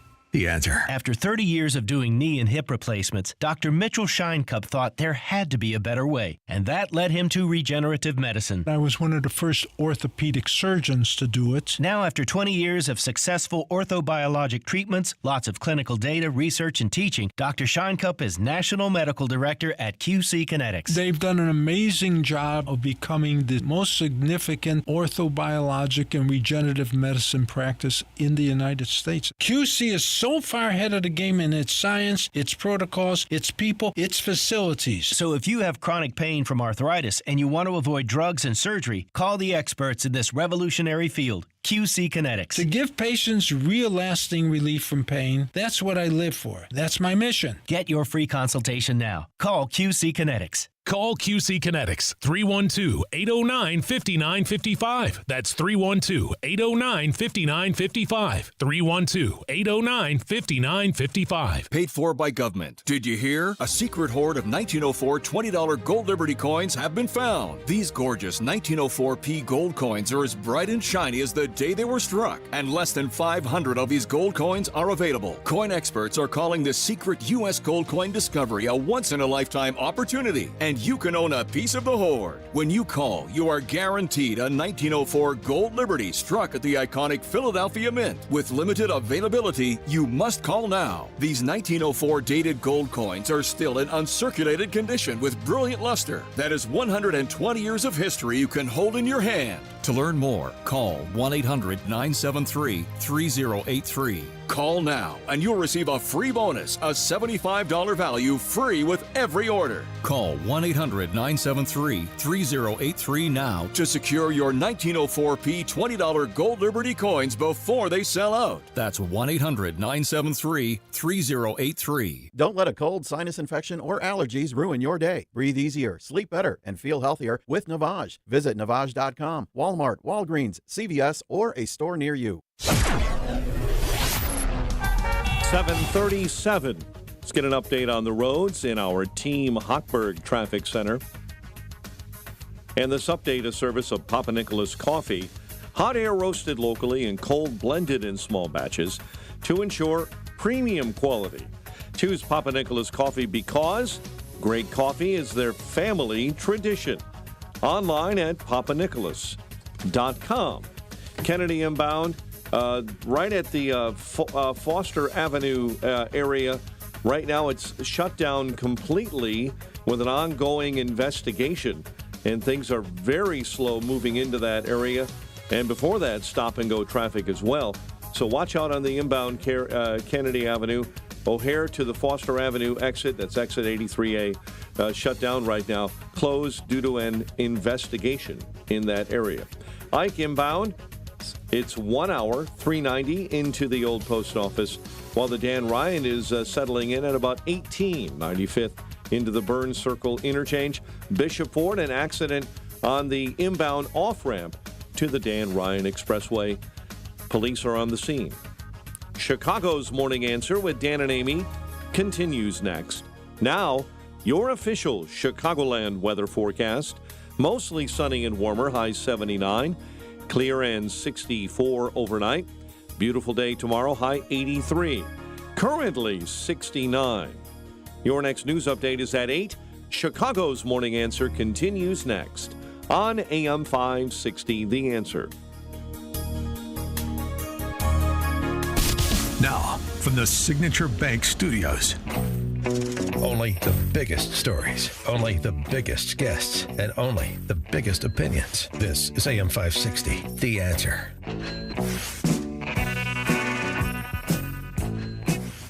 Top of the morning, Dan and Amy.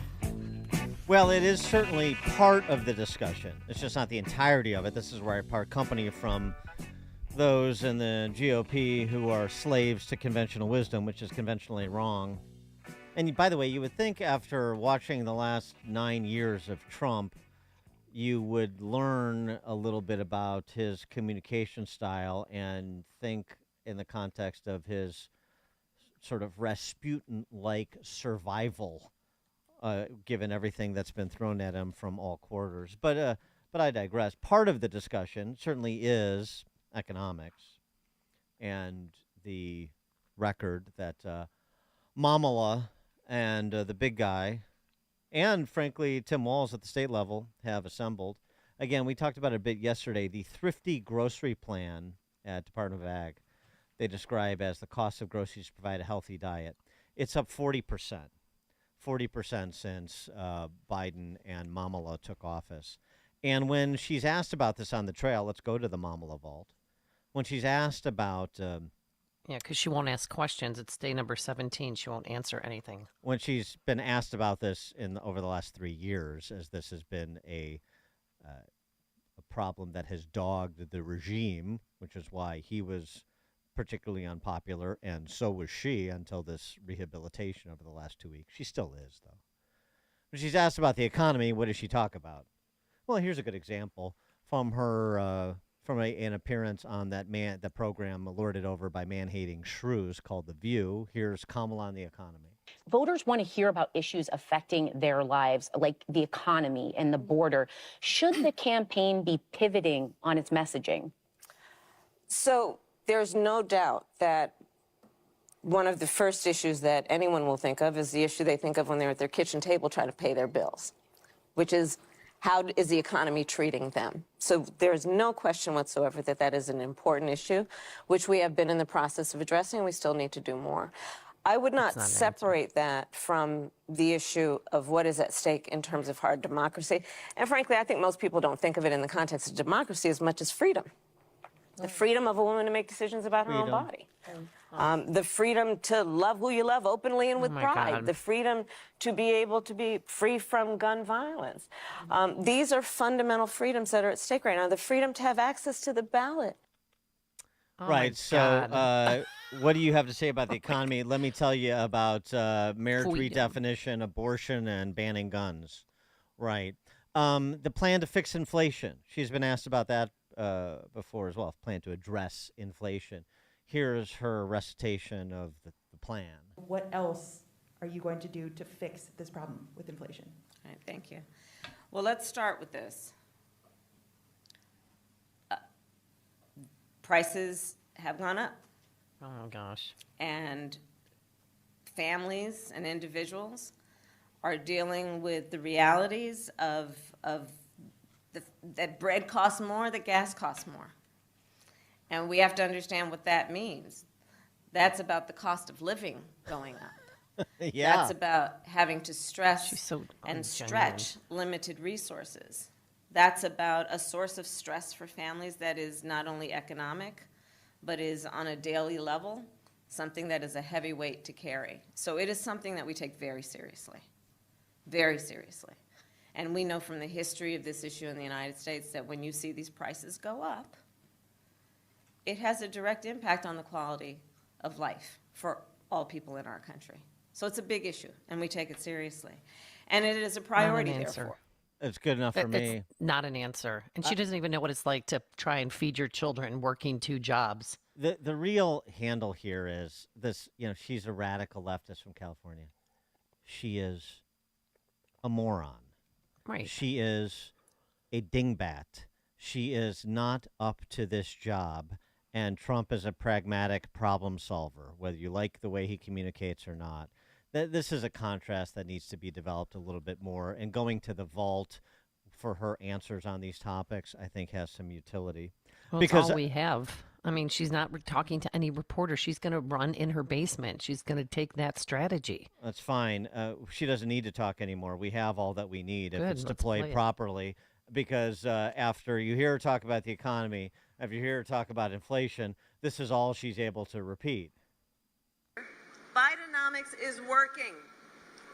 Yeah, I mean, so that sort of tone deafness to cover the general ignorance, that doesn't wash, not with people that still have a synapse or 2 firing.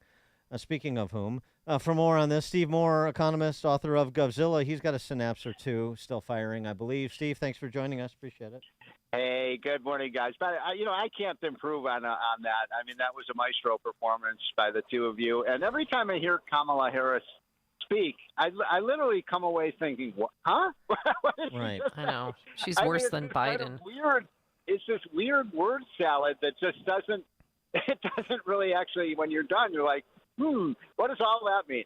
But I wanted to just address one of the points that she made among the many dingbat ideas she was talking about. She was talking about the freedom to have access to vote. And absolutely, 100%, we all agree with that. Everyone who is legally entitled to vote has a legal right to vote, and the right of their vote should be staunchly protected. What she doesn't understand is that due to those policies that were put in place in 2020, you had millions of people who were not eligible to vote who did vote, and every time someone votes illegally, they're essentially taking away your vote. That's the thing. So she keeps talking about freedom to vote. When someone votes illegally, they're disenfranchising you. And so I just wanted to get that off my chest because I'm sick and tired of hearing them talk about protecting democracy when these are the ones who made it. You've got now over 20 states, I think, including Illinois, that have something called automatic voter registration, which says every time you go into a government office, which is usually to collect some kind of welfare check or something, or maybe to get your driver's license, they will automatically register you to vote. And Amy, guess what question they don't ask the people? Are you here illegally? No, are you a U.S. citizen? That's the one. right. They don't actually ask if you're a citizen, and they don't require you show proof of citizenship. Gee, I wonder how many of those people are voting illegally. Look, the situation right now, Dan, is the economy is looking incredibly fragile. We've actually moved from the problem no longer is inflation. Inflation has come down a lot, and in fact, in the last week or so, commodity prices have been crashing. Kamala fixed it. Yeah, right. She fixed it. After it only took them three months and 3 years and 9 months. But now you got a problem where the economy is just rapidly slowing down. Employment is we saw that lousy employment report. So I think these days of plentiful jobs are over. And I talk to more and more people who run factories, who run manufacturing firms, who run construction projects, that run business, investment projects, and they say, look, it's slowed down dramatically, and some have even said it's hit a wall. So I am very nervous about the state of the economy right now. I think all Americans should be. And if you actually think that Kamala Harris has the solution to these problems, then you probably should vote for her. Well, then if you look at her running mate, our boy Blue, Tim Walz, he had an $18 billion surplus when he went into the governor's office. And now they have a deficit. What the heck happened? He's got to answer to that. This guy, I have to say, I've been in politics for 40 years now. I would say, and look, I think J.D. Vance was not the best pick for Trump, but oh my God, all my Democrats friends after 24 hours saying, holy cow, why did we pick this guy? I mean, he is a real true, left winger who basically has declared war on American energy. He wants, Dan, net zero, no more fossil fuels after, I think, 2035. We're all gonna run our homes and our factories on windmills. And, you're right. He's spent money like crazy. He was also this is something I want to remind listeners of that everyone around the country has to know. Tim Walz was a lockdown artist. He shut down the entire Minnesota economy. Now, I know in Illinois that's not a big deal because you also had a lunatic governor who shut down your economy. But not only did he shut down the schools and the economy for 6 months, he lied about it. He said, schools were only shut down for 10 or 15 days. Yeah, no, they weren't. They were shut down for 6 months. And just point of order on these economic matters. Mandating public utilities generate 80% carbon-free electricity by 2030, ramping up to 100% by 2040, because he's an incrementalist. He's a reasonable guy. Right. We can't do it overnight. By the way, the natural gas price, Dan, just fell to $2. So natural gas is cheaper today than it's ever been probably in human history. Natural gas is a wonder fuel. It's efficient. It's cheap. It's made in America. It's clean burning. It's everything you want from an energy source. And both Kamala and Tim Walz want to abolish it. Well, the other thing is he wants to subsidize electric vehicles by requiring EV charging infrastructure within or adjacent to all new commercial and multifamily buildings. I mean, that is really something, especially since where are we on the few $1 billion that have been devoted to these charging stations? I think we're supposed to have 500,000 by 2030, and we have 8, I think, according to Mayor Pete. Yeah.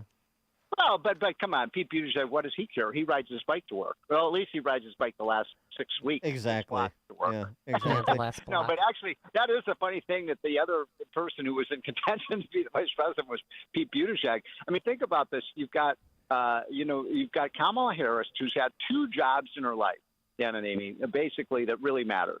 First of all, when she was Attorney General of California, which is a pretty high-ranking position, her job, she was the highest-ranked law enforcement official on the whole state. Guess what happened to crime? It went through the roof. And then, I'm sorry, yes, she was the border czar, and we had the worst border crisis in American history. So, I guess that makes her well-qualified to be the commander-in-chief. Well, and just on Walz, too, just in case anybody's thinking about moving to Minnesota, and very few people are, according to the in-migration, out-migration data that you're always reporting on. Minnesota has the 5th highest top marginal income tax rate, 9.85% at $193,000. 9.85% for a single filer. And then Walz, Blue Walz, added 1% surtax on net investment income above $1 million bucks. And Minnesota still has a death tax. A lot of farmers up there. Minnesota has a death tax of up to 16%. Man, I mean, it's not Illinois, but it's pretty close. Yeah, well, you know you're in trouble when people move from Minnesota to Illinois to get away from the high taxes, right? But you're right. I mean, he is an income redistributionist. And by the way, Kamala and Tim Walz also have something else in common, Dan. Do you know what that is? They're both black and Indian. No, they are both.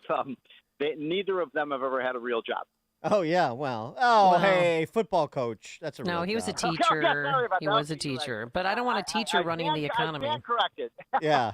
Well, let me ask you this, because you're mentioning that your friends were upset. I just still cannot believe that Harris turned down Shapiro, who's in a swing state, and he has a 60% approval rating. And I don't know if you watched him yesterday, but his voice was cracking. He seemed, like he was crying at some point that he didn't pick her, but yet he was standing strong and he energized the crowd. God. I know I called him a Jewish Obama. Oh, God. He's good, Dan. I'm telling you, I would not be surprised if he's president one day.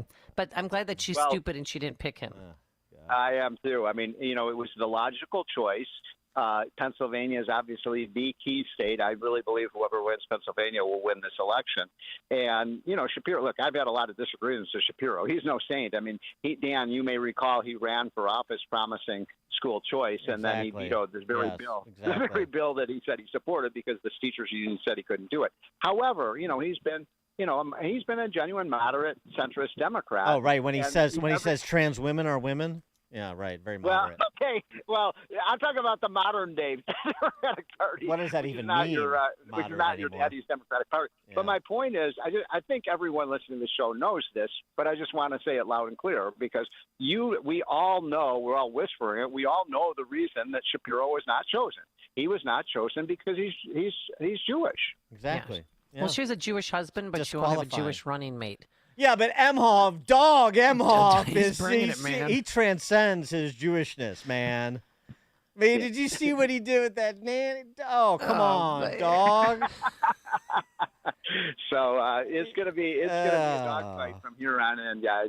And the economy is in. Look, I am worried about the economy. I think it's very fragile right now. I'm not predicting a recession, but I think if you just look at the fundamentals of the economy with $2 trillion of debt every year and Kamala promising another $3 trillion of spending, that's a pretty scary proposition. Steve Moore, economist, Govzilla author. Steve, thank you as always. Okay, guys. Have a great week. Take care. You too, and he joined us on our turnkey.pro answer line. It's like a hot, steaming cup of information to start your day. It's Chicago's Morning Answer on AM 560. The Answer. As everyone can tell, we're living in turbulent times. During times of uncertainty like World War II and 9/11, people have often turned to God. In times like these, Fox Valley Coins in Naperville, Illinois reminds all Americans of the ancient promise found in 2 Chronicles 7:14. If my people who are called by my name shall humble themselves and pray and seek my face and turn from their wicked ways, then will I hear from heaven and will forgive their sin and will heal their land. This is not a political statement. It's a call to all God-fearing Americans to do as God's word instructs. America needs healing now. Whether you're for the guy on the left or the right or neither, everyone needs to heed the word of God as 2 Chronicles instructs us. May God bless all our leaders and God bless the USA. This message is brought to you by Fox Valley Coins on Route 59, Naperville, Illinois. You've worked hard and accumulated wealth, but you know the pitfalls involved in passing significant assets to your heirs. The team at Spahn Financial will help you feel secure with personalized financial planning to achieve your legacy goals. They anticipate and manage all your wealth planning needs and focus on the full financial picture, including tax efficiency, income distribution throughout retirement, philanthropic giving, estate planning, and more. They even help you prepare the next generation to be good stewards. Kevin Spahn is a 2024 Forbes Best in State Wealth Advisor and Barron's Top 1200 Financial Advisor. Visit SpahnFinancial.com to schedule a consultation and to view disclosures. That's SPAHMFinancial.com. Forbes Best in State Wealth Advisors List, April 2024. Data as of 6/30/2023. Barron's Top 1200 Financial Advisors List, March 2024. Data as of 9/30/2023. No compensation provided for ratings. Marketing fees apply to promote ratings. Get ready to turn up the summer vibes at Chula Vista Resort in Wisconsin Dells and let the good times roll. Dive into your wildest dreams of adventure through awesome water parks, chill in sun-soaked pools, and keep the whole family smiling. Take on our epic water slides, soar like an eagle from our enormous zip lines, and swing into our world-class golf course. From sunrise to sunset, Chula Vista Resort is buzzing with excitement. Refuel and transport your taste buds to the flavor paradise of our #1 steakhouse in Wisconsin. Chula Vista Resort, where adventure and relaxation collide into your unique summer getaway. Call 1-800-388-4782 or visit chulavistaresort.com. Chula Vista Resort, the latest chapter in your epic summer story. For a chance to win an overnight stay, please visit 560theanswer.com, keyword summer. That's 560theanswer.com, keyword summer. From breaking news and weather across the country to insight from the brightest minds in conservative opinion, it's Salem News Channel. Home to the biggest shows on TV, like Dennis Prager, weekdays at noon Eastern, followed by Jay and Jordan Sekulow at 2. Join SNC, where facts are sacred, critical thinking is celebrated, and the pursuit of truth is unwavering. Watch Salem News Channel free, now on Zumo Play. Learn more at snc.tv/Zumo.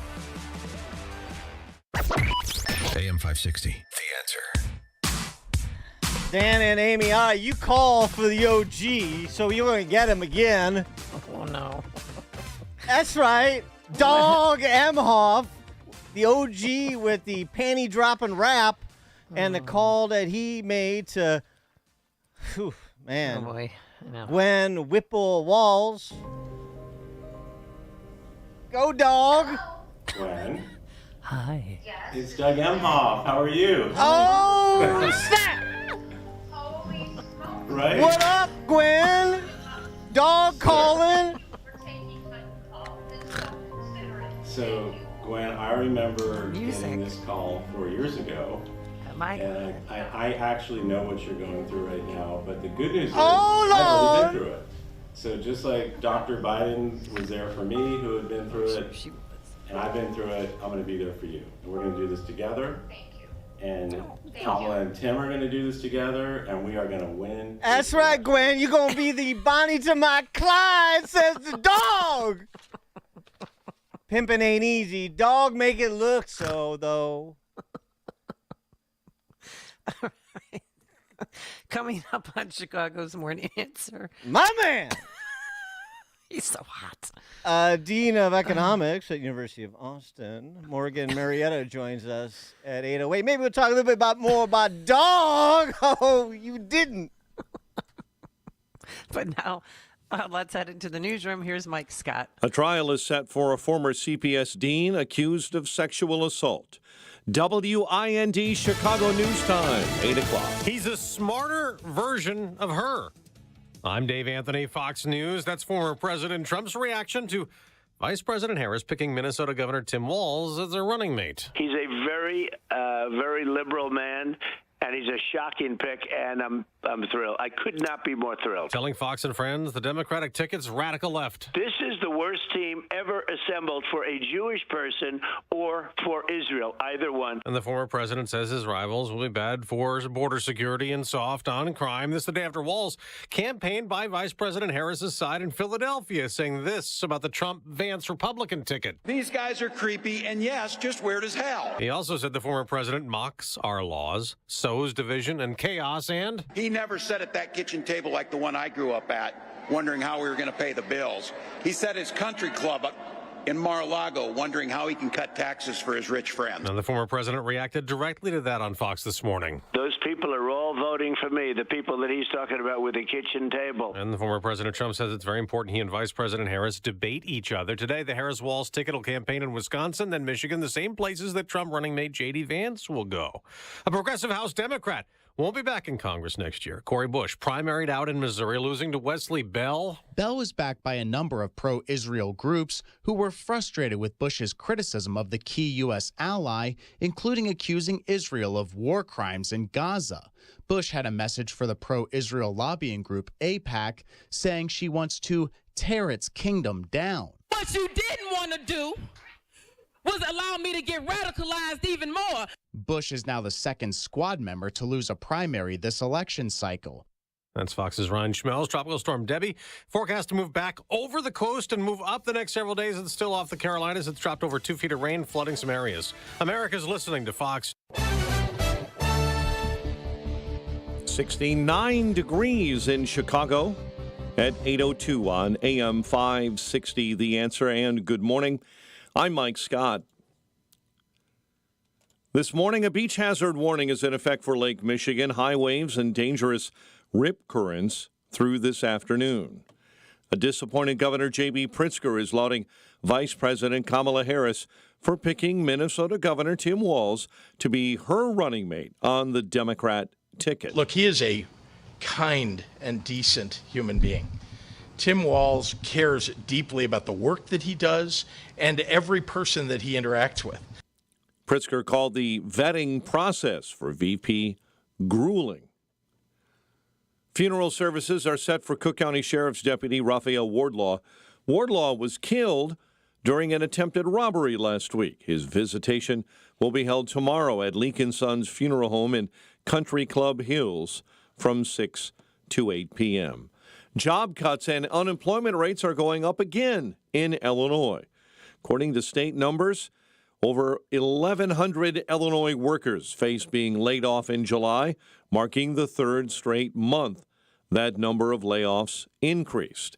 Economist and Everyday Economics podcast host Orphe Devongi saying aside from the pandemic job losses, the unemployment rate is higher now than it's been since February of 2018. Hiring continued to slow.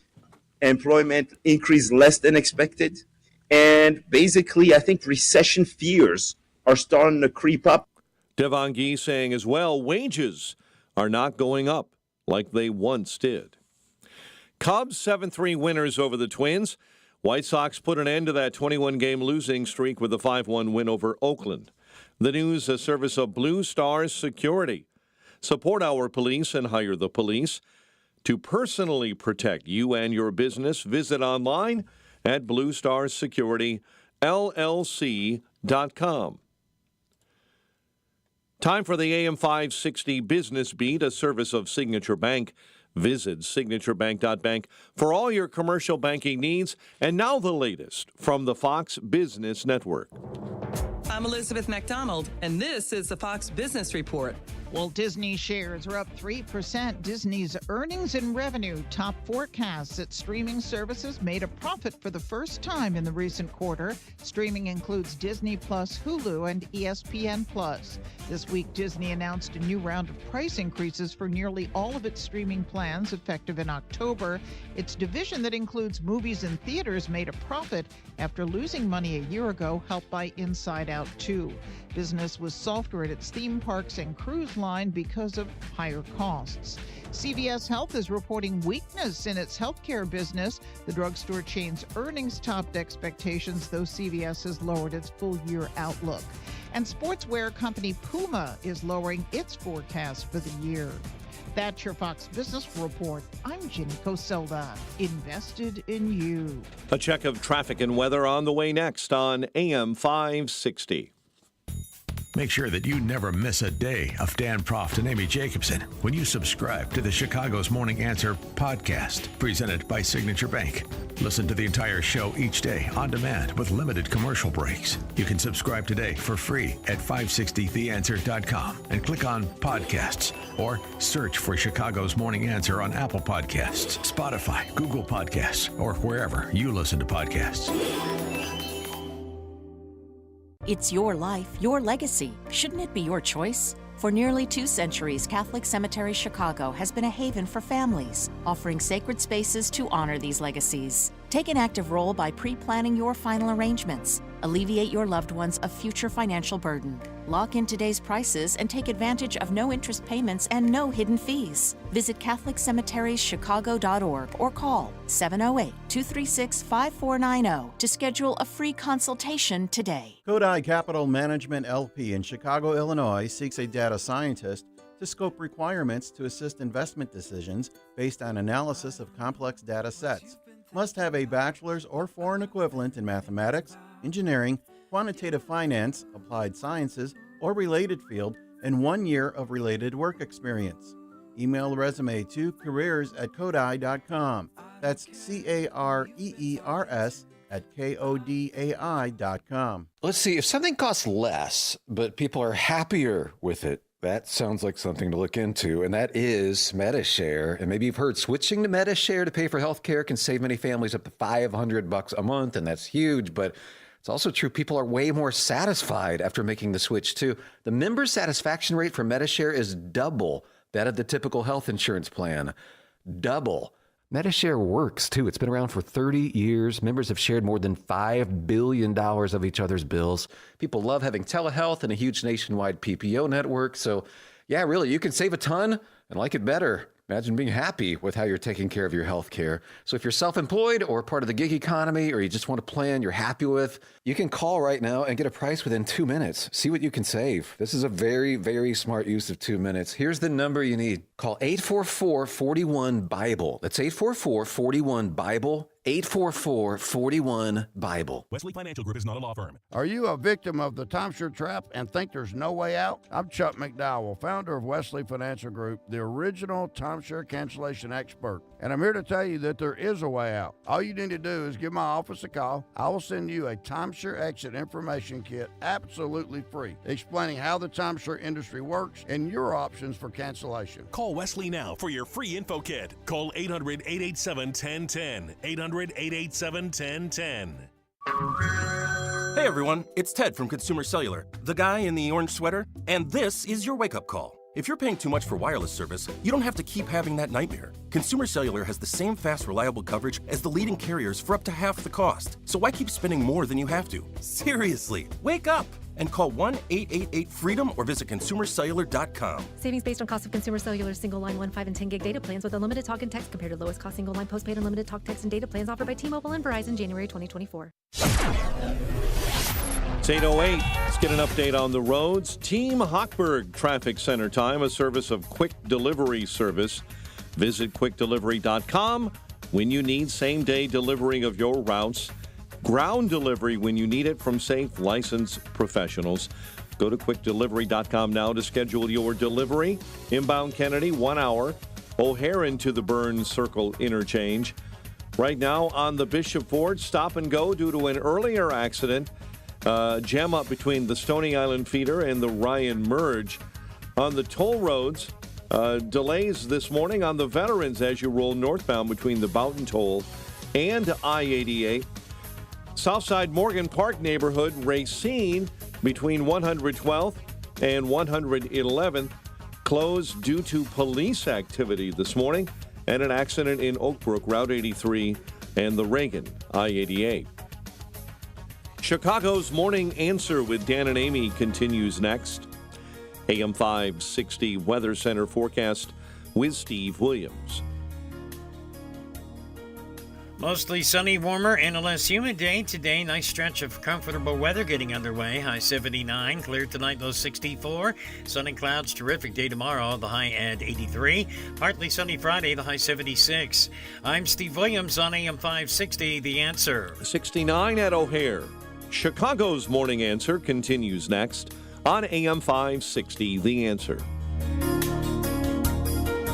This hourly segment is brought to you by IDT. Eliminate paper files with the IoT Smart Connected Scanning Device. Find them at ready4IDT.com.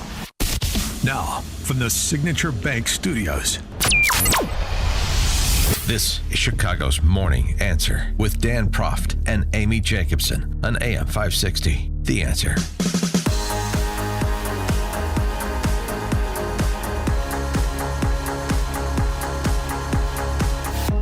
Top of the morning, Dan and Amy. I definitely want to talk more about my boy, Dog Hemhoff.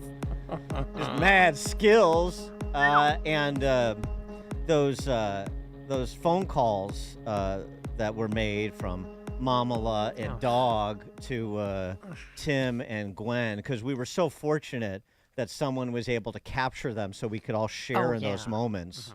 So I do want to talk a little bit more about those, but we have to also be a little bit sober in these precarious economic times.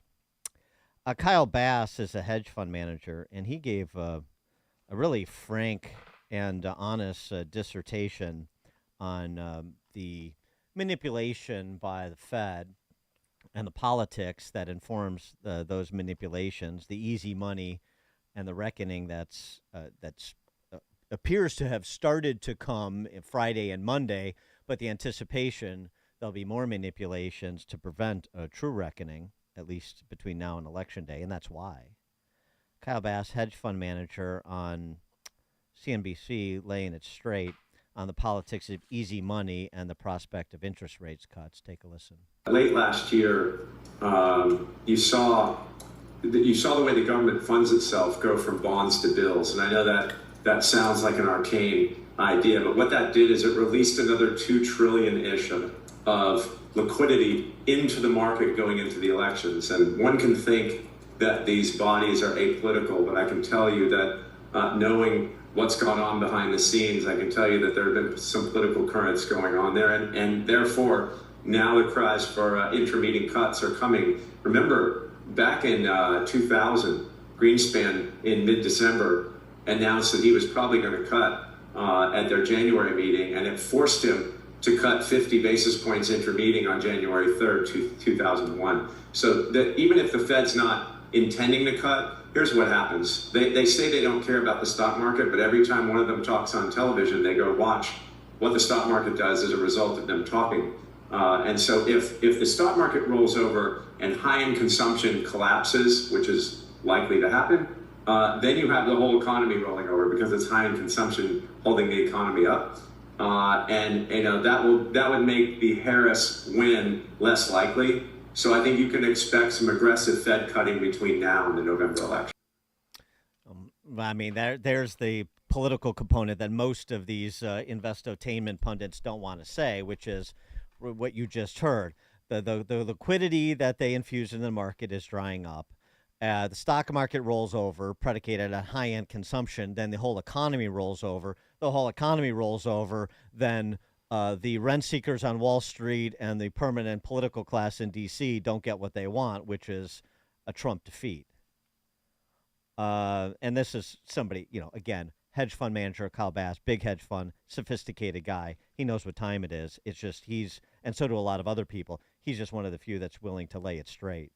For more on this and other matters, political and economic, please be joined by Morgan Marietta, who's the Dean of Economics, Politics, and History at the University of Austin in Austin, Texas, which is welcoming its first freshman class here this fall, like right now. Morgan Marietta, thanks so much for joining us. Appreciate it. And thanks for having me on. It's a pleasure to talk to you right now with the university opening up. And so much going on right now.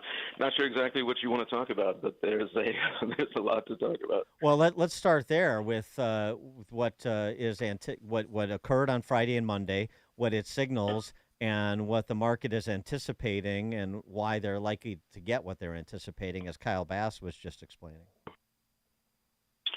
Oh, you mean in terms of the Japanese stock market going down and the reaction in U.S. markets? I think he's right, that there's a tremendous amount of pressure to keep the economy humming. We don't understand elections anymore. I think that's one of the great themes in academics right now.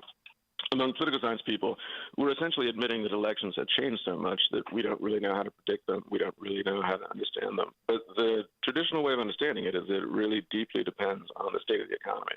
And right now we're in that middle range. It's not terrible in the sense of a recession. It's not obviously good. So the last thing that people who have a stake in Trump losing and Harris winning want is the stock market to correct right now. What do you think, just on the top, since you brought up the predictive modeling, which we have grown to appreciate so much coming out of COVID, predictive modeling with respect to elections, though, and all the play this poli-sci professor Alan Lichtman gets for his 13 indicators of who's going to win, because the 13 indicators have proven 90% accurate or something like this. But a lot of those indicators are somewhat subjective and easily manipulable. I mean, this is social science after all. But essentially he suggests that most of the indicators are going Kamala's way, and some of the wild cards include war and an economic downturn. But how much stock do you put in those predictive models, and as opposed to just sort of looking and say, yeah, well, sure. I mean, obvious things. If the economy is in free fall, or if we're entangled in war, then that's going to redound to the detriment of the incumbent. I mean, this is not a rocket science. Yeah, I think that's right. I think the old models simply don't work anymore. They are grounded, especially those historical models are grounded in pretty obvious considerations that if there's a scandal going on, if there's war going on, if there's recession going on, how easily the incumbent got the renomination, if there were a challenge or not, things of that nature. But no, I really don't think that's actually what's going on anymore. All of that assumed that there were legitimate information flows and that people really could see and understand what was going on. It assumed that we weren't deeply polarized to the point that actual information couldn't get to people. And it assumed that we had some degree of confidence in each of the candidates. But it wasn't looking at the current world where information is so radically distorted. People feel that they have this duty to pretend and lie about certain things and tell the lies of their group and go along with things that they wouldn't have in the past. So things could be corrected. But that's almost impossible right now. So, no, I don't think we understand it anymore at all. One thing I wanted to say about the Walz pick, that people used to think that you had to balance a ticket. One of the really interesting things about what just happened is neither party thought they had to balance the ticket. Trump's pick was very much a populist one that was reinforcing his message, not trying to seek any kind of ideological or regional balance. And Kamala Harris's pick is very much not trying to seek balance. She's not reaching out in any way. She's doubling down on a very progressive and woke approach. So what's odd is that both of them think they can win without balancing and playing to their base. Well, I mean, this just started a while back, arguably. But I mean, the idea or the phraseology is base plus elections, right? So it's base plus enthusiasm gets me across the line. Yeah, I think that's right. And the problem with all of the modeling, we can't actually predict the enthusiasm. That is fully in the judgment part. It's not really art, it's judgment. And one of the great problems with the models is when you see these polls and the election predictors, they're grounded in certain assumptions about what the turnout is going to look like, how big it is, and within certain demographic groups. And most of them won't tell you what the modeling is, and that's why we see these differences in them. They're making different assumptions about what the turnout rates are going to be. But it's not science in a sense. Science is when you have open and honest conversation that people can weigh in on and correct, and it's a group endeavor. That is exactly what is not going on. They're not telling us what their assumptions are. I think it's because we don't know anything, we can't really tell. Yeah, I think it's interesting the points you make too about sort of the information flow. I mean, there was always gatekeepers to information, but perhaps not so fragmented and not so many fragments committed to propagandizing on issues as in the past. It's the idea of at least even if you have your finger on the scale for one side, is you're going to give something approximating a fair airing to both, and that's just by the wayside. But so how does that manifest itself in terms of assessing, for example, of the controversy that followed Trump's comments at that convention for black journalists, where you even have Victor Davis Hanson. Victor Davis Hanson saying, Trump's path to victory is by focusing on the issues. He used the comparison of George Herbert Walker Bush making up a 17-point deficit on Michael Dukakis in 1988 by just talking about essentially how left his record was as governor of Massachusetts, Dukakis's. But my sense is, and I'm hesitant to question the great VDH, but my sense is, 1988 is not 2024, and just focusing on, she said, in this case, she said this on immigration. She did this on border security. Look at the border. She said this on fracking for Pennsylvania voters and Ohio voters and so forth. My sense is actually that's not enough, that it is very personal in a way maybe it wasn't as much 35 years ago in 1988, And to address the visceral issues like our tribalism is to really be in a conversation that people are otherwise having and frankly want to have in lieu of deep dives on some of these policy issues that are more complicated. Yeah, Dan, it is not 1988. In 1988, the great image was Michael Dukakis in the tank. And you remember this, right? There was that video of him looking very small and weak, and he looked like he obviously couldn't be a commander-in-chief. And the way I was taught elections is that people who study it pay attention to it, so they think everybody else pays attention to it. But that's fundamentally not true. Most people catch the meaning of the election in snippets. And that was a snippet that came through, and everybody saw it, and it gave them this feeling and this impression. That worked in 1988. That will not work now for one very simple reason. Everybody won't see it because there's no honesty in the presentation in media. So if something is not useful to one side, they simply will memory hold it and not present it, to the point that people on the right, if it's not useful to the right, will not even know about it. And especially on the left, people on the left literally won't know. So one really good example in the current day is about Kamala Harris being the border czar. That is actually being pushed aside by control of social media and control of narrative to the point that a lot of people simply don't know that. Or if it's brought to their attention, they'll say, no, I heard that wasn't true. I heard that was a lie. Right. So you can't bring things to people's attention in the way that you used to. So, no, I don't think that's right. One of the deep problems in our society, I've been thinking a lot about this recently, that there's this political science professor, this guy named Wilfred Riley. Yeah. I think he's really brilliant. Yeah, and Kentucky he has State. This phrase. Yeah, brilliant guy. And he has this phrase that it's the culture that has changed. And we now have in the culture what he calls a duty to pretend. That people feel that even though they know something isn't true, they know what they're supposed to say. There's a duty to pretend. There's a duty to pretend that that man is a woman. There's a duty to pretend that the person who's an affirmative action hire, even if you were in the room and you know they were chosen for race or gender, you know there's a duty to pretend that they were the best person for the job. Third example is about Joe Biden. And that was shocking to me because people who were really willing to look at reality and speak about reality, they knew that he was fading and had mental difficulties years ago. This was not news to anyone. So the great shock to me was that it suddenly was actually normal to say it. And it was that great moment where it became so obvious to everyone that it was personally embarrassing to follow the duty to pretend. But you remember that a lot of people held on to it even then. There were a quarter of reporters were still trying to throw down because they thought they still had that duty.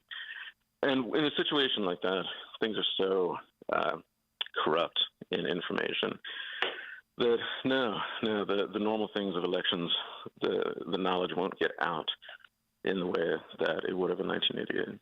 Yeah, and the duty to protect. The same thing is happening with the Trump failed assassination attempt. I mean, now that got so much notoriety, it was hard not to see it. But I mean, I've seen some swing state polling right now. So recently, I've seen some swing state polling. Conglomeration of the seven swing states and where things stand. And on the question of more or less likely to vote for Trump because he survived that assassination attempt, a supermajority of voters say it doesn't matter. And I'm not saying it should matter in terms of who you think is the best person for the job. But it's just one of those things where it has been sort of, that moment would be iconic in a different era. And now because you're so, as you say, duty to, in this case, hate Trump and everything about Trump, be suspicious, conspiracy theories about Trump staging that failed assassination attempt and so forth, that you're immediately suspicious, you're immediately sort of trained, half the country is, to discount it as a particularly important moment. Even so much to say, the left, allies with agencies that they normally were properly fearful of in terms of their power, the FBI and federal law enforcement, spy agencies, even the Secret Service.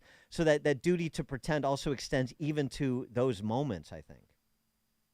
Have you noticed how normal it has become to question whether that actually happened? Yeah. Frighteningly so. It's shocking, really, that something that in the previous era that we're talking about, 88 or even in 2000, 2005, you couldn't do that. The idea that it was reasonable discourse to question publicly, deeply known and reported realities, it just wouldn't have been there. But now it is. Yeah, two quick thoughts on that. The first one is that if this had been ordinary times, or that had been, say, President Obama, for example, that photo would be iconic. It would be everywhere. It would have been on every magazine cover. It would continue to be so. It would be ubiquitous, unavoidable. And what's happening is now the opposite. And you have to ask why that is going on. I wanted to bring up the second point on this that we've spoken before on the podcast. You had me talking about the Supreme Court. So many things happened at the Supreme Court this year that the ones on social media and free speech just simply didn't get a lot of play. And in a year that a lot of the cases went the right way on the Supreme Court, these went the wrong way. And these are the ones about whether the Biden administration interfered in the social media flows on Facebook and Twitter and Instagram and all these ways people now get their information and define themselves.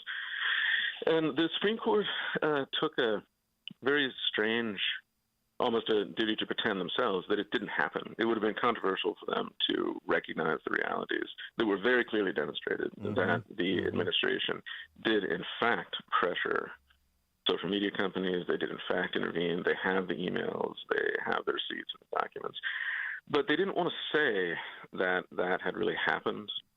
And they also didn't want to, I think, speak honestly about social media in the sense that, and this is a little bit of an honest debate, that whether social media companies have become a truly public forum. And this has to do with these doctrines about utility companies, that whether they have become imbued with a public purpose is the legal phrase, and whether they actually have become so dominant and important that you can't exclude from them. The similar debate is about railways back in the day, or phone lines back in the day. It got to the point that if railroads could cut a deal with Company A and exclude Company B, they could destroy Company B. So we intervened at that point. And the same thing was true with utility companies. You can't deny somebody electric service, or you can't deny somebody phone service if you don't like their ideology. And we're still treating social media companies like they're just simply private companies that can do whatever they want. So they have free speech actors rather than free speech forums. And the real truth is that that has shifted. They're so important that when states tried to regulate them just a bit and say that they couldn't deny conservatives, or they couldn't actually shadow ban people on the right but not on the left, Supreme Court didn't intervene, and they let that one go.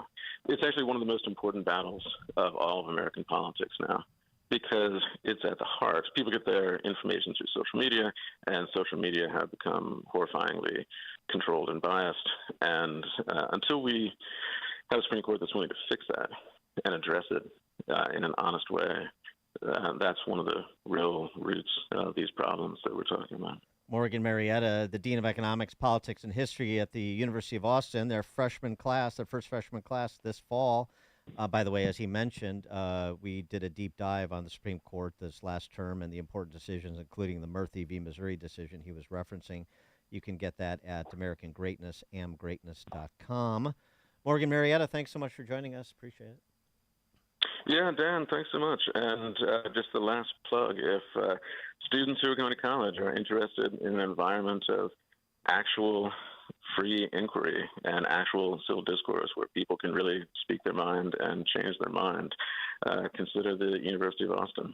Amen to that. Thanks, Morgan.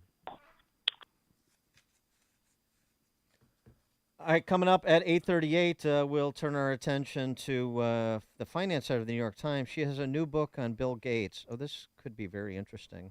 her new book, Billionaire Nerd Savior King, Bill Gates and His Quest to Shape Our World. That's at 8:38. But now let's head into the newsroom. Here's Mike Scott. Outside, we have sunshine in Chicago.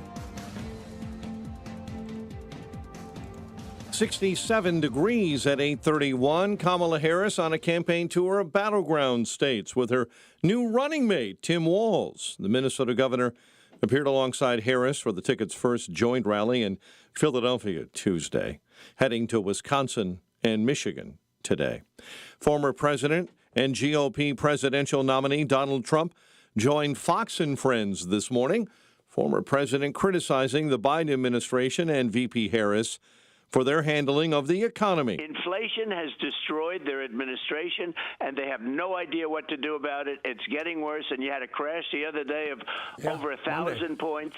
It's a very bad situation that we're going in. We could end up in a depression if these people are reelected. Minnesota Governor and Democrat Vice Presidential nominee Tim Walz insisting the former president, Donald Trump, does not care about American families.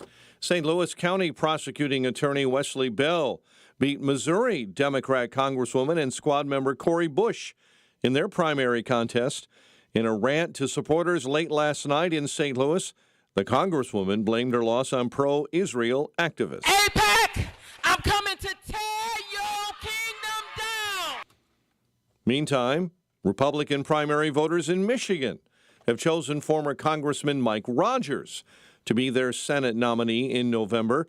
Speaking to supporters last night, Rogers says he's running to help struggling Michigan residents. This election is the most consequential election, I think, in my lifetime. We are going to change things for the better and get Michigan back on track. Rogers will face Michigan Democrat Congresswoman Elise Slotkin. Thousands in Southern California a bit rattled this morning after last night's earthquake. Some received a warning on their phone seconds before it struck about 9 p.m. in Kern County, about 25 miles outside of Bakersfield. The CDC issuing new guidelines for RSV vaccines. The advisory committee this morning saying now only adults ages 75 and older or those 60 and older who are at high risk should get that shot. A beach hazard warning is in effect for Lake Michigan today. High waves, dangerous rip currents through the afternoon. The CEO of interstate bus giant Greyhound says the city of Chicago could face major service disruptions in just weeks if the mayor's office doesn't step up their intervention. Greyhound, according to the Sun-Times, along with other bus carriers, are set to be evicted from their longtime station in the Loop in mid-September. And the city is fumbling the effort to find other indoor accommodations. Cubs beat the Twins 7-3, Shota Imanaga striking out 10.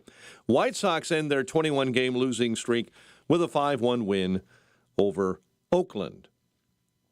The news service of In Grace with Jim Scudder Jr., now heard on Sunday mornings at 6:30, right here on AM 560, The Answer. And a check of traffic and weather on the way next on AM 560. November 2nd, 2020, marked the 100th anniversary of the first commercial radio broadcast. We're still here, and we're bigger and better than ever. You can still listen to us over this great radio station, but now there are no limitations. Your smartphone is now your smart radio. Listen to us online on the app, TuneIn.com, iHeartRadio, and Odyssey.com. Your smart speaker can find us too. With radio, there is no separation anxiety. We're always on. AM 560, The Answer. You've worked hard and accumulated wealth, but you know the pitfalls involved in passing significant assets to your heirs. The team at Spahn Financial will help you feel secure with personalized financial planning to achieve your legacy goals. They anticipate and manage all your wealth planning needs and focus on the full financial picture, including tax efficiency, income distribution throughout retirement, philanthropic giving, estate planning, and more. They even help you prepare the next generation to be good stewards. Kevin Spahn is a 2024 Forbes Best in State Wealth Advisor and Barron's Top 1200 Financial Advisor. Visit SpanFinancial.com to schedule a consultation and to view disclosures. That's SPAHMFinancial.com. Forbes Best in State Wealth Advisors List, April 2024. Data as of 6/30/2023. Barron's Top 1,200 Financial Advisors List, March 2024. Data as of 9/30/2023. No compensation provided for ratings. Marketing fees apply to promote ratings. Quick delivery service. What do you need delivered today? Hi, I'm trying to work through a last-minute to-do list for my boss. Can you deliver a hard drive to the Loop in Chicago? We can deliver that today. Okay, can you deliver 20 boxes to a client in Rockford? We can deliver that today. Can you deliver 12 pallets of tile to our customer in Naperville? We can deliver that today. Can you deliver a large envelope to Northbrook? We can deliver that today. Oh my gosh, I think my water just broke. Can you... We cannot deliver that. Quick Delivery Service delivers your package no matter the size. More than just a messenger service, Quick Delivery Service is a messenger and trucking service that can also provide scheduled routes for your daily delivery or your air shipment. Trucks are equipped to handle the load and provide ground-level service for same-day delivery. The Quick Delivery Service team of safe, licensed professionals can provide quick door-to-door service for your special delivery. QuickDelivery.com. That's QuickDelivery.com. We deliver that today. But we don't deliver this.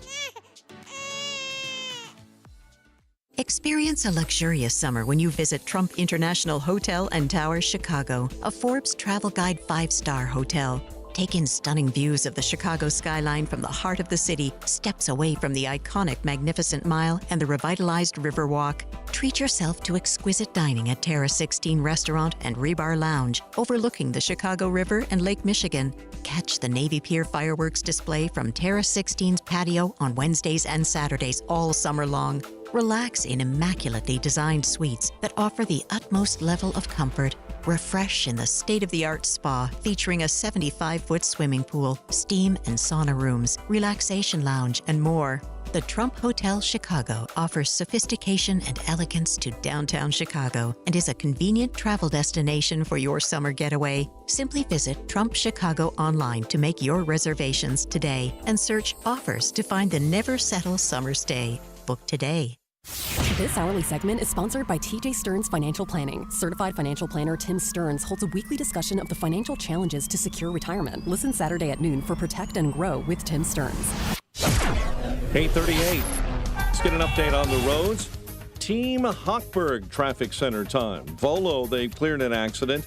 Belvedere Road, that's Route 120. It's Sullivan Lake Boulevard. Downers Grove, an accident. Butterfield at I-355. West Chicago, an accident, Route 59 and Diversey Parkway. On the toll roads this morning, Veterans, I-355 jamming up northbound between St. Charles and I-290. Slow traffic on the Jane Addams eastbound between Roselle Road and Route 53. DuSable Lakeshore Drive this morning. Brake lights northbound between Roosevelt and Monroe. Traffic a service of Mattress Firm. It's a Mattress Firm semi-annual sale and clearance. Save up to 60% on a wide selection of quality mattresses at every price. Plus, score a free adjustable base with a qualifying purchase. Hurry and stop by Mattress Firm today. Chicago's Morning Answer with Dan and Amy continues next. AM 560 Weather Center forecast. Sunny and warm, high 79 today. Clear and 64 overnight. Mostly sunny and 70 right now. Your next news update is at 9. Chicago's Morning Answer continues next on AM 560. The Answer. Now, from the Signature Bank Studios. If you're looking for the latest news, insight into what it means, and the sharpest opinion, there's only one station in Chicago where you can turn, and it's this one. We're AM 560. The Answer. Top of the morning, Dan and Amy. I'm very interested in this character profile on one Bill Gates. There's a new book, Billionaire. It's entitled Billionaire Nerd Savior King, Bill Gates and His Quest to Shape Our World. Yeah. Yeah, the messianic complex part of it is the thing I'm most interested in as part of the character profile. Because, of course, we got a lot of pronouncements from Bill Gates during COVID. It was painful to listen to, and in retrospect, it didn't really turn out that Bill Gates had a much better handle on the virus and what to do about it than did most of our public health establishment inside the Beltway. Mask wearing has essentially no downside. They're not expensive. Bars and restaurants in most of the country will be closed as we go into this wave. And I think, sadly, that's appropriate. Depending on how severe it is, the decision about schools is much more complicated because the benefits are pretty high. The amount of transmission is not the same as in restaurants and bars. So, trade-offs will have to be made. When do you think life will fully return to what we thought of as normal back in January? No masks, no social distancing, no other protective measures necessary.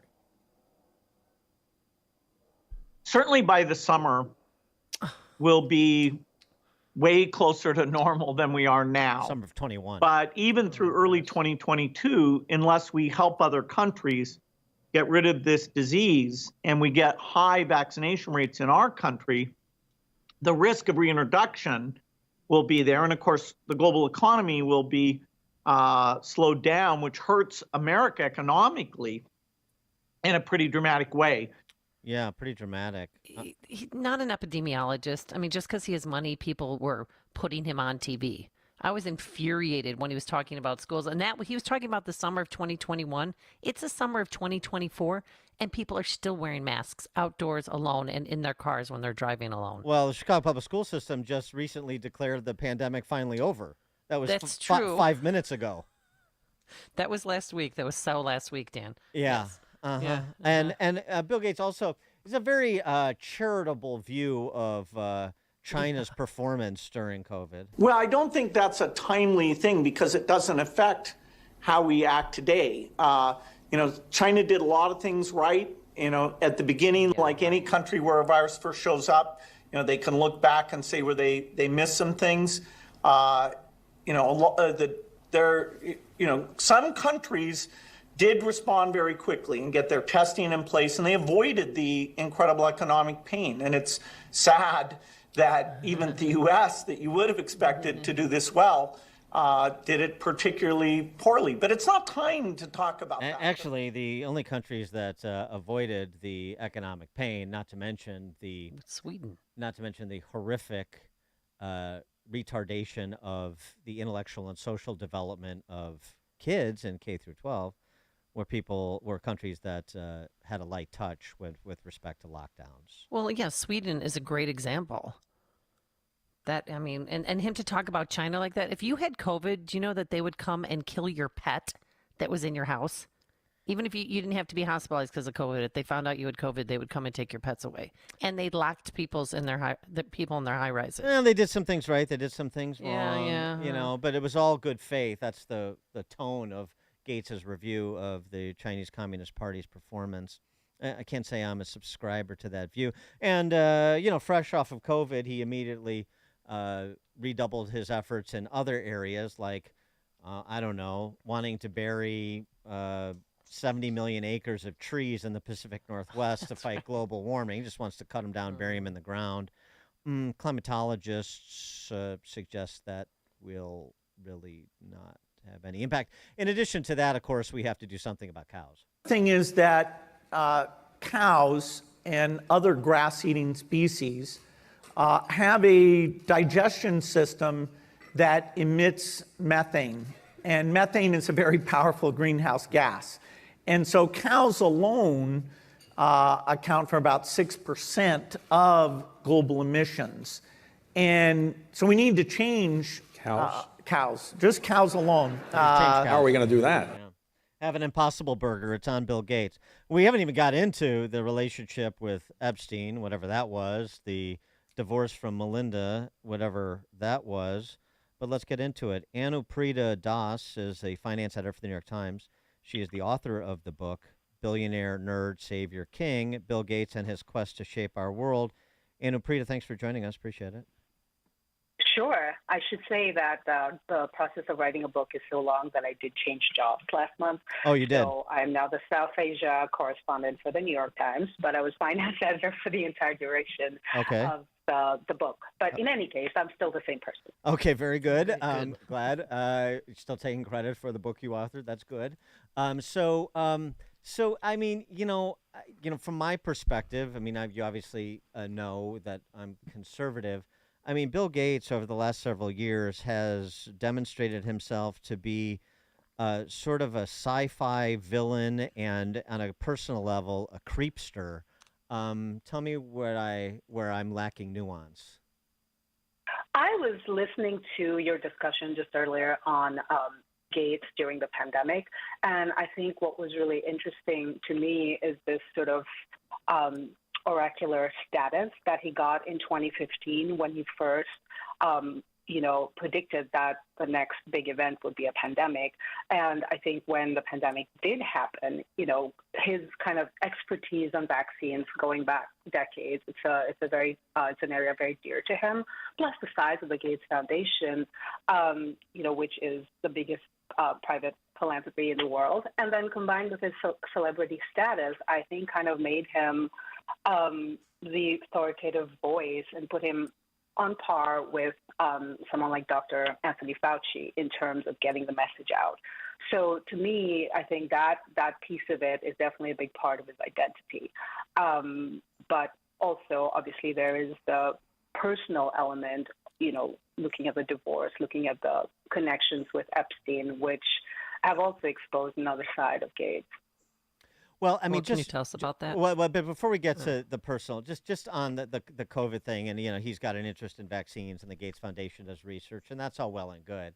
But it turns out that he said all kinds of things that turned out not to be true, and there's no humility about it. There's certainly no sort of post-mortem on it, where there's a recognition and accountability for saying things like he was saying about vaccinations in schools and transmission rates and sort of repeating a version of the sloganeering, you can't get or give if you get vaccinated. And of course, that turned out not to be the case. So, I mean, it's things like that I think particularly royal people, you can be well-intended and put your money in the direction of trying to improve public health generally in this country or the world over. That's all well and good. But when you hold yourself out to be this, oracle, and you turn out to be wrong in so many respects, and this goes for Fauci too, for that matter, since you brought him up, and there's no sort of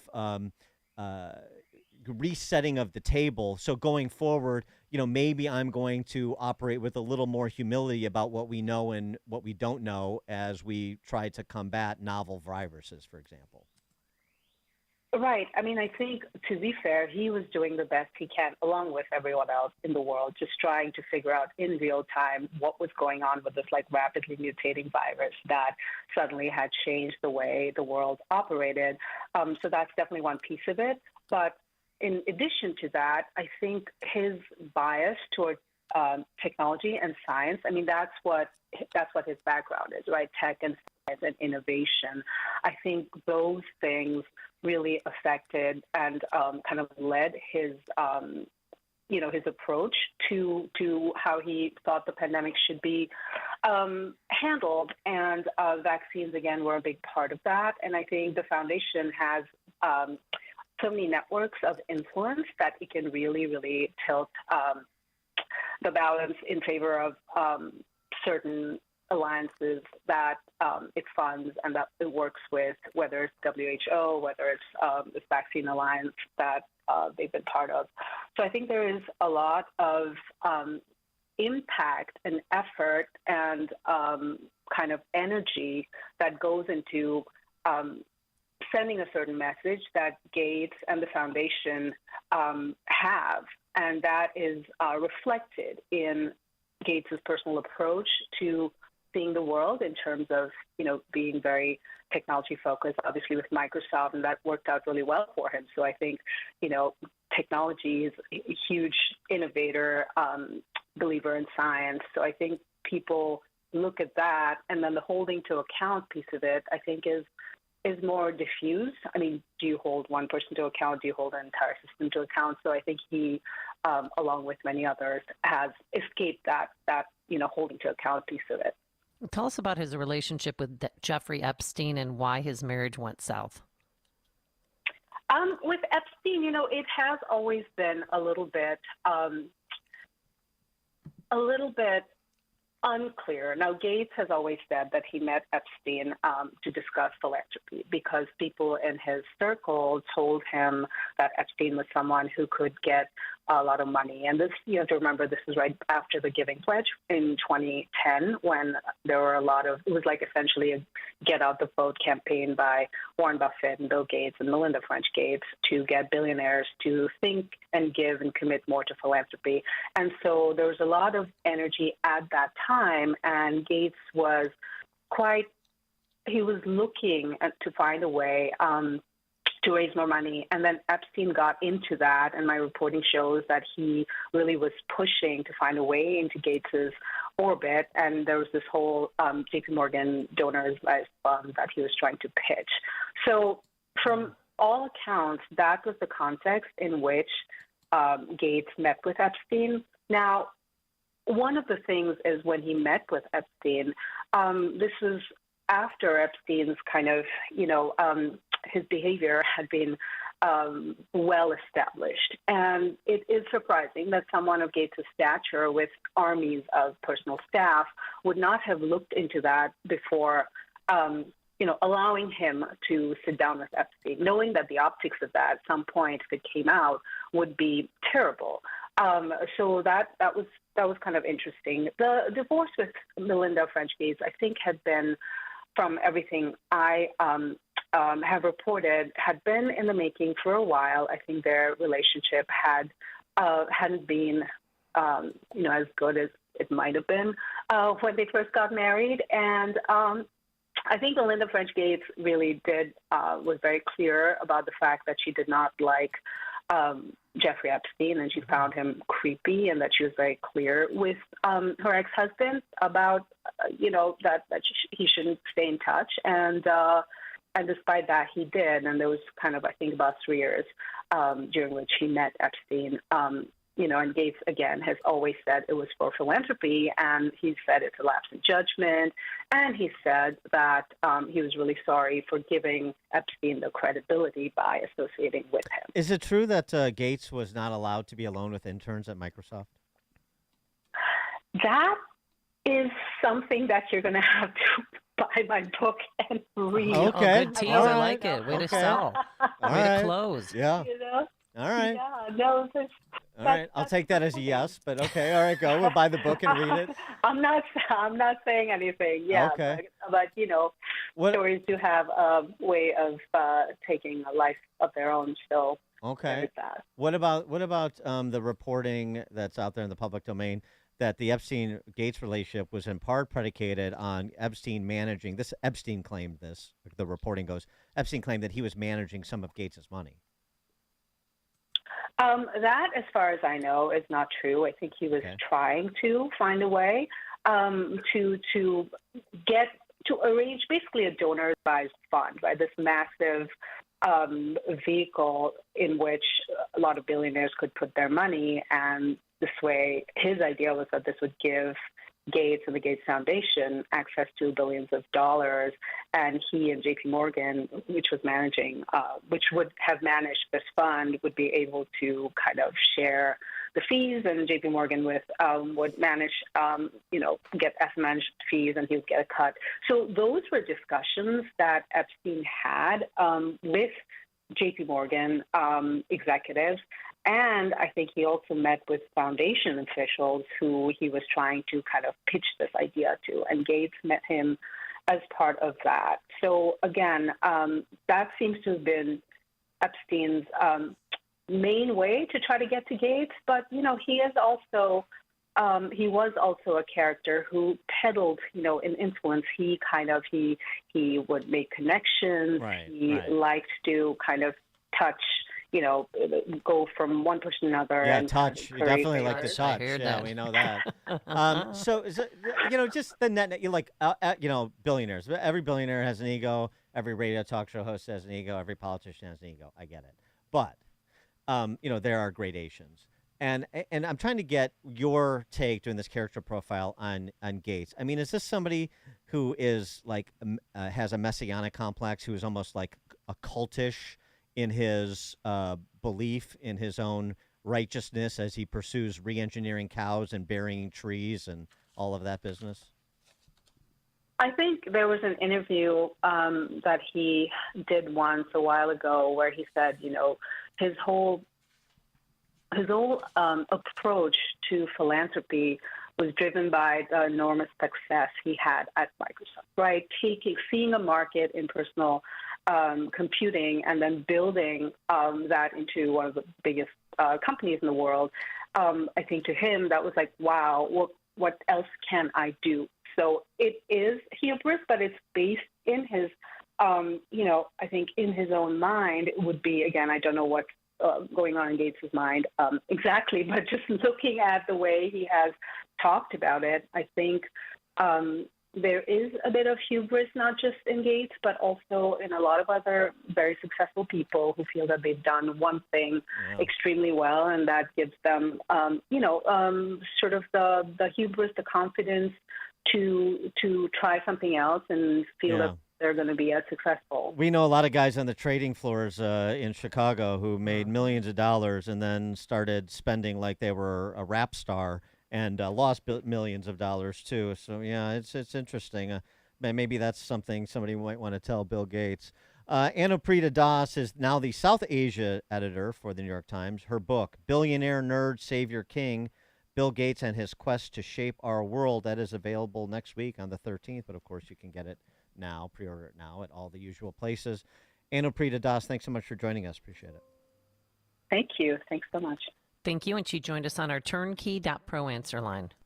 Listen to podcasts of Dan and Amy from the AM 560 mobile app. Download it today at 560theanswer.com/mobile. 3 reasons I ditched my old school deodorant and made the switch to Lumi Whole Body Deodorant for pits, privates, and beyond. First, Lumi is crazy effective. It controls odor in a new way and keeps me fresher longer. Second, it's a whole body deodorant that works on every nook and cranny. You know, the ones we all have, my pits and even feet. Use it anywhere. Third, Lumi was created by an OBGYN. I don't know about you, but knowing Lumi was formulated by an OBGYN who knows all about safety below the belt is super reassuring. Experience a new way to control odor longer that works everywhere. There's a special offer for listeners. Go to LumiDeodorant.com and use code SUPER and get 15% off your first purchase with code SUPER. Like the Lumi Starter Pack, Acidified Body Wash, or new Lumi Plus Sweat Control. That's LumeDeodorant.com, code SUPER for 15% off your first purchase. Love it or return it for free. That's LumeDeodorant.com, code SUPER to save 15% today. AM 560, The Answer. Where did the time go? Poor Pritzker, instead of being out on the campaign trail today, he's going to reveal the Illinois State Fair butter cow. Isn't that something? Boy, what a slap in the face. I'll let people insert their own joke there. All right, thanks so much for making us part of your morning. Thanks to Justin Kosick and Keith Conrad. Now here's Mike Scott.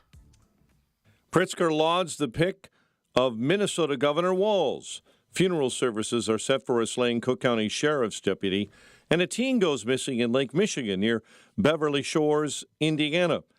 White Sox snap their historic losing streak, and the Cubs take down the Twins. WIND Chicago News Time, 9. The White House race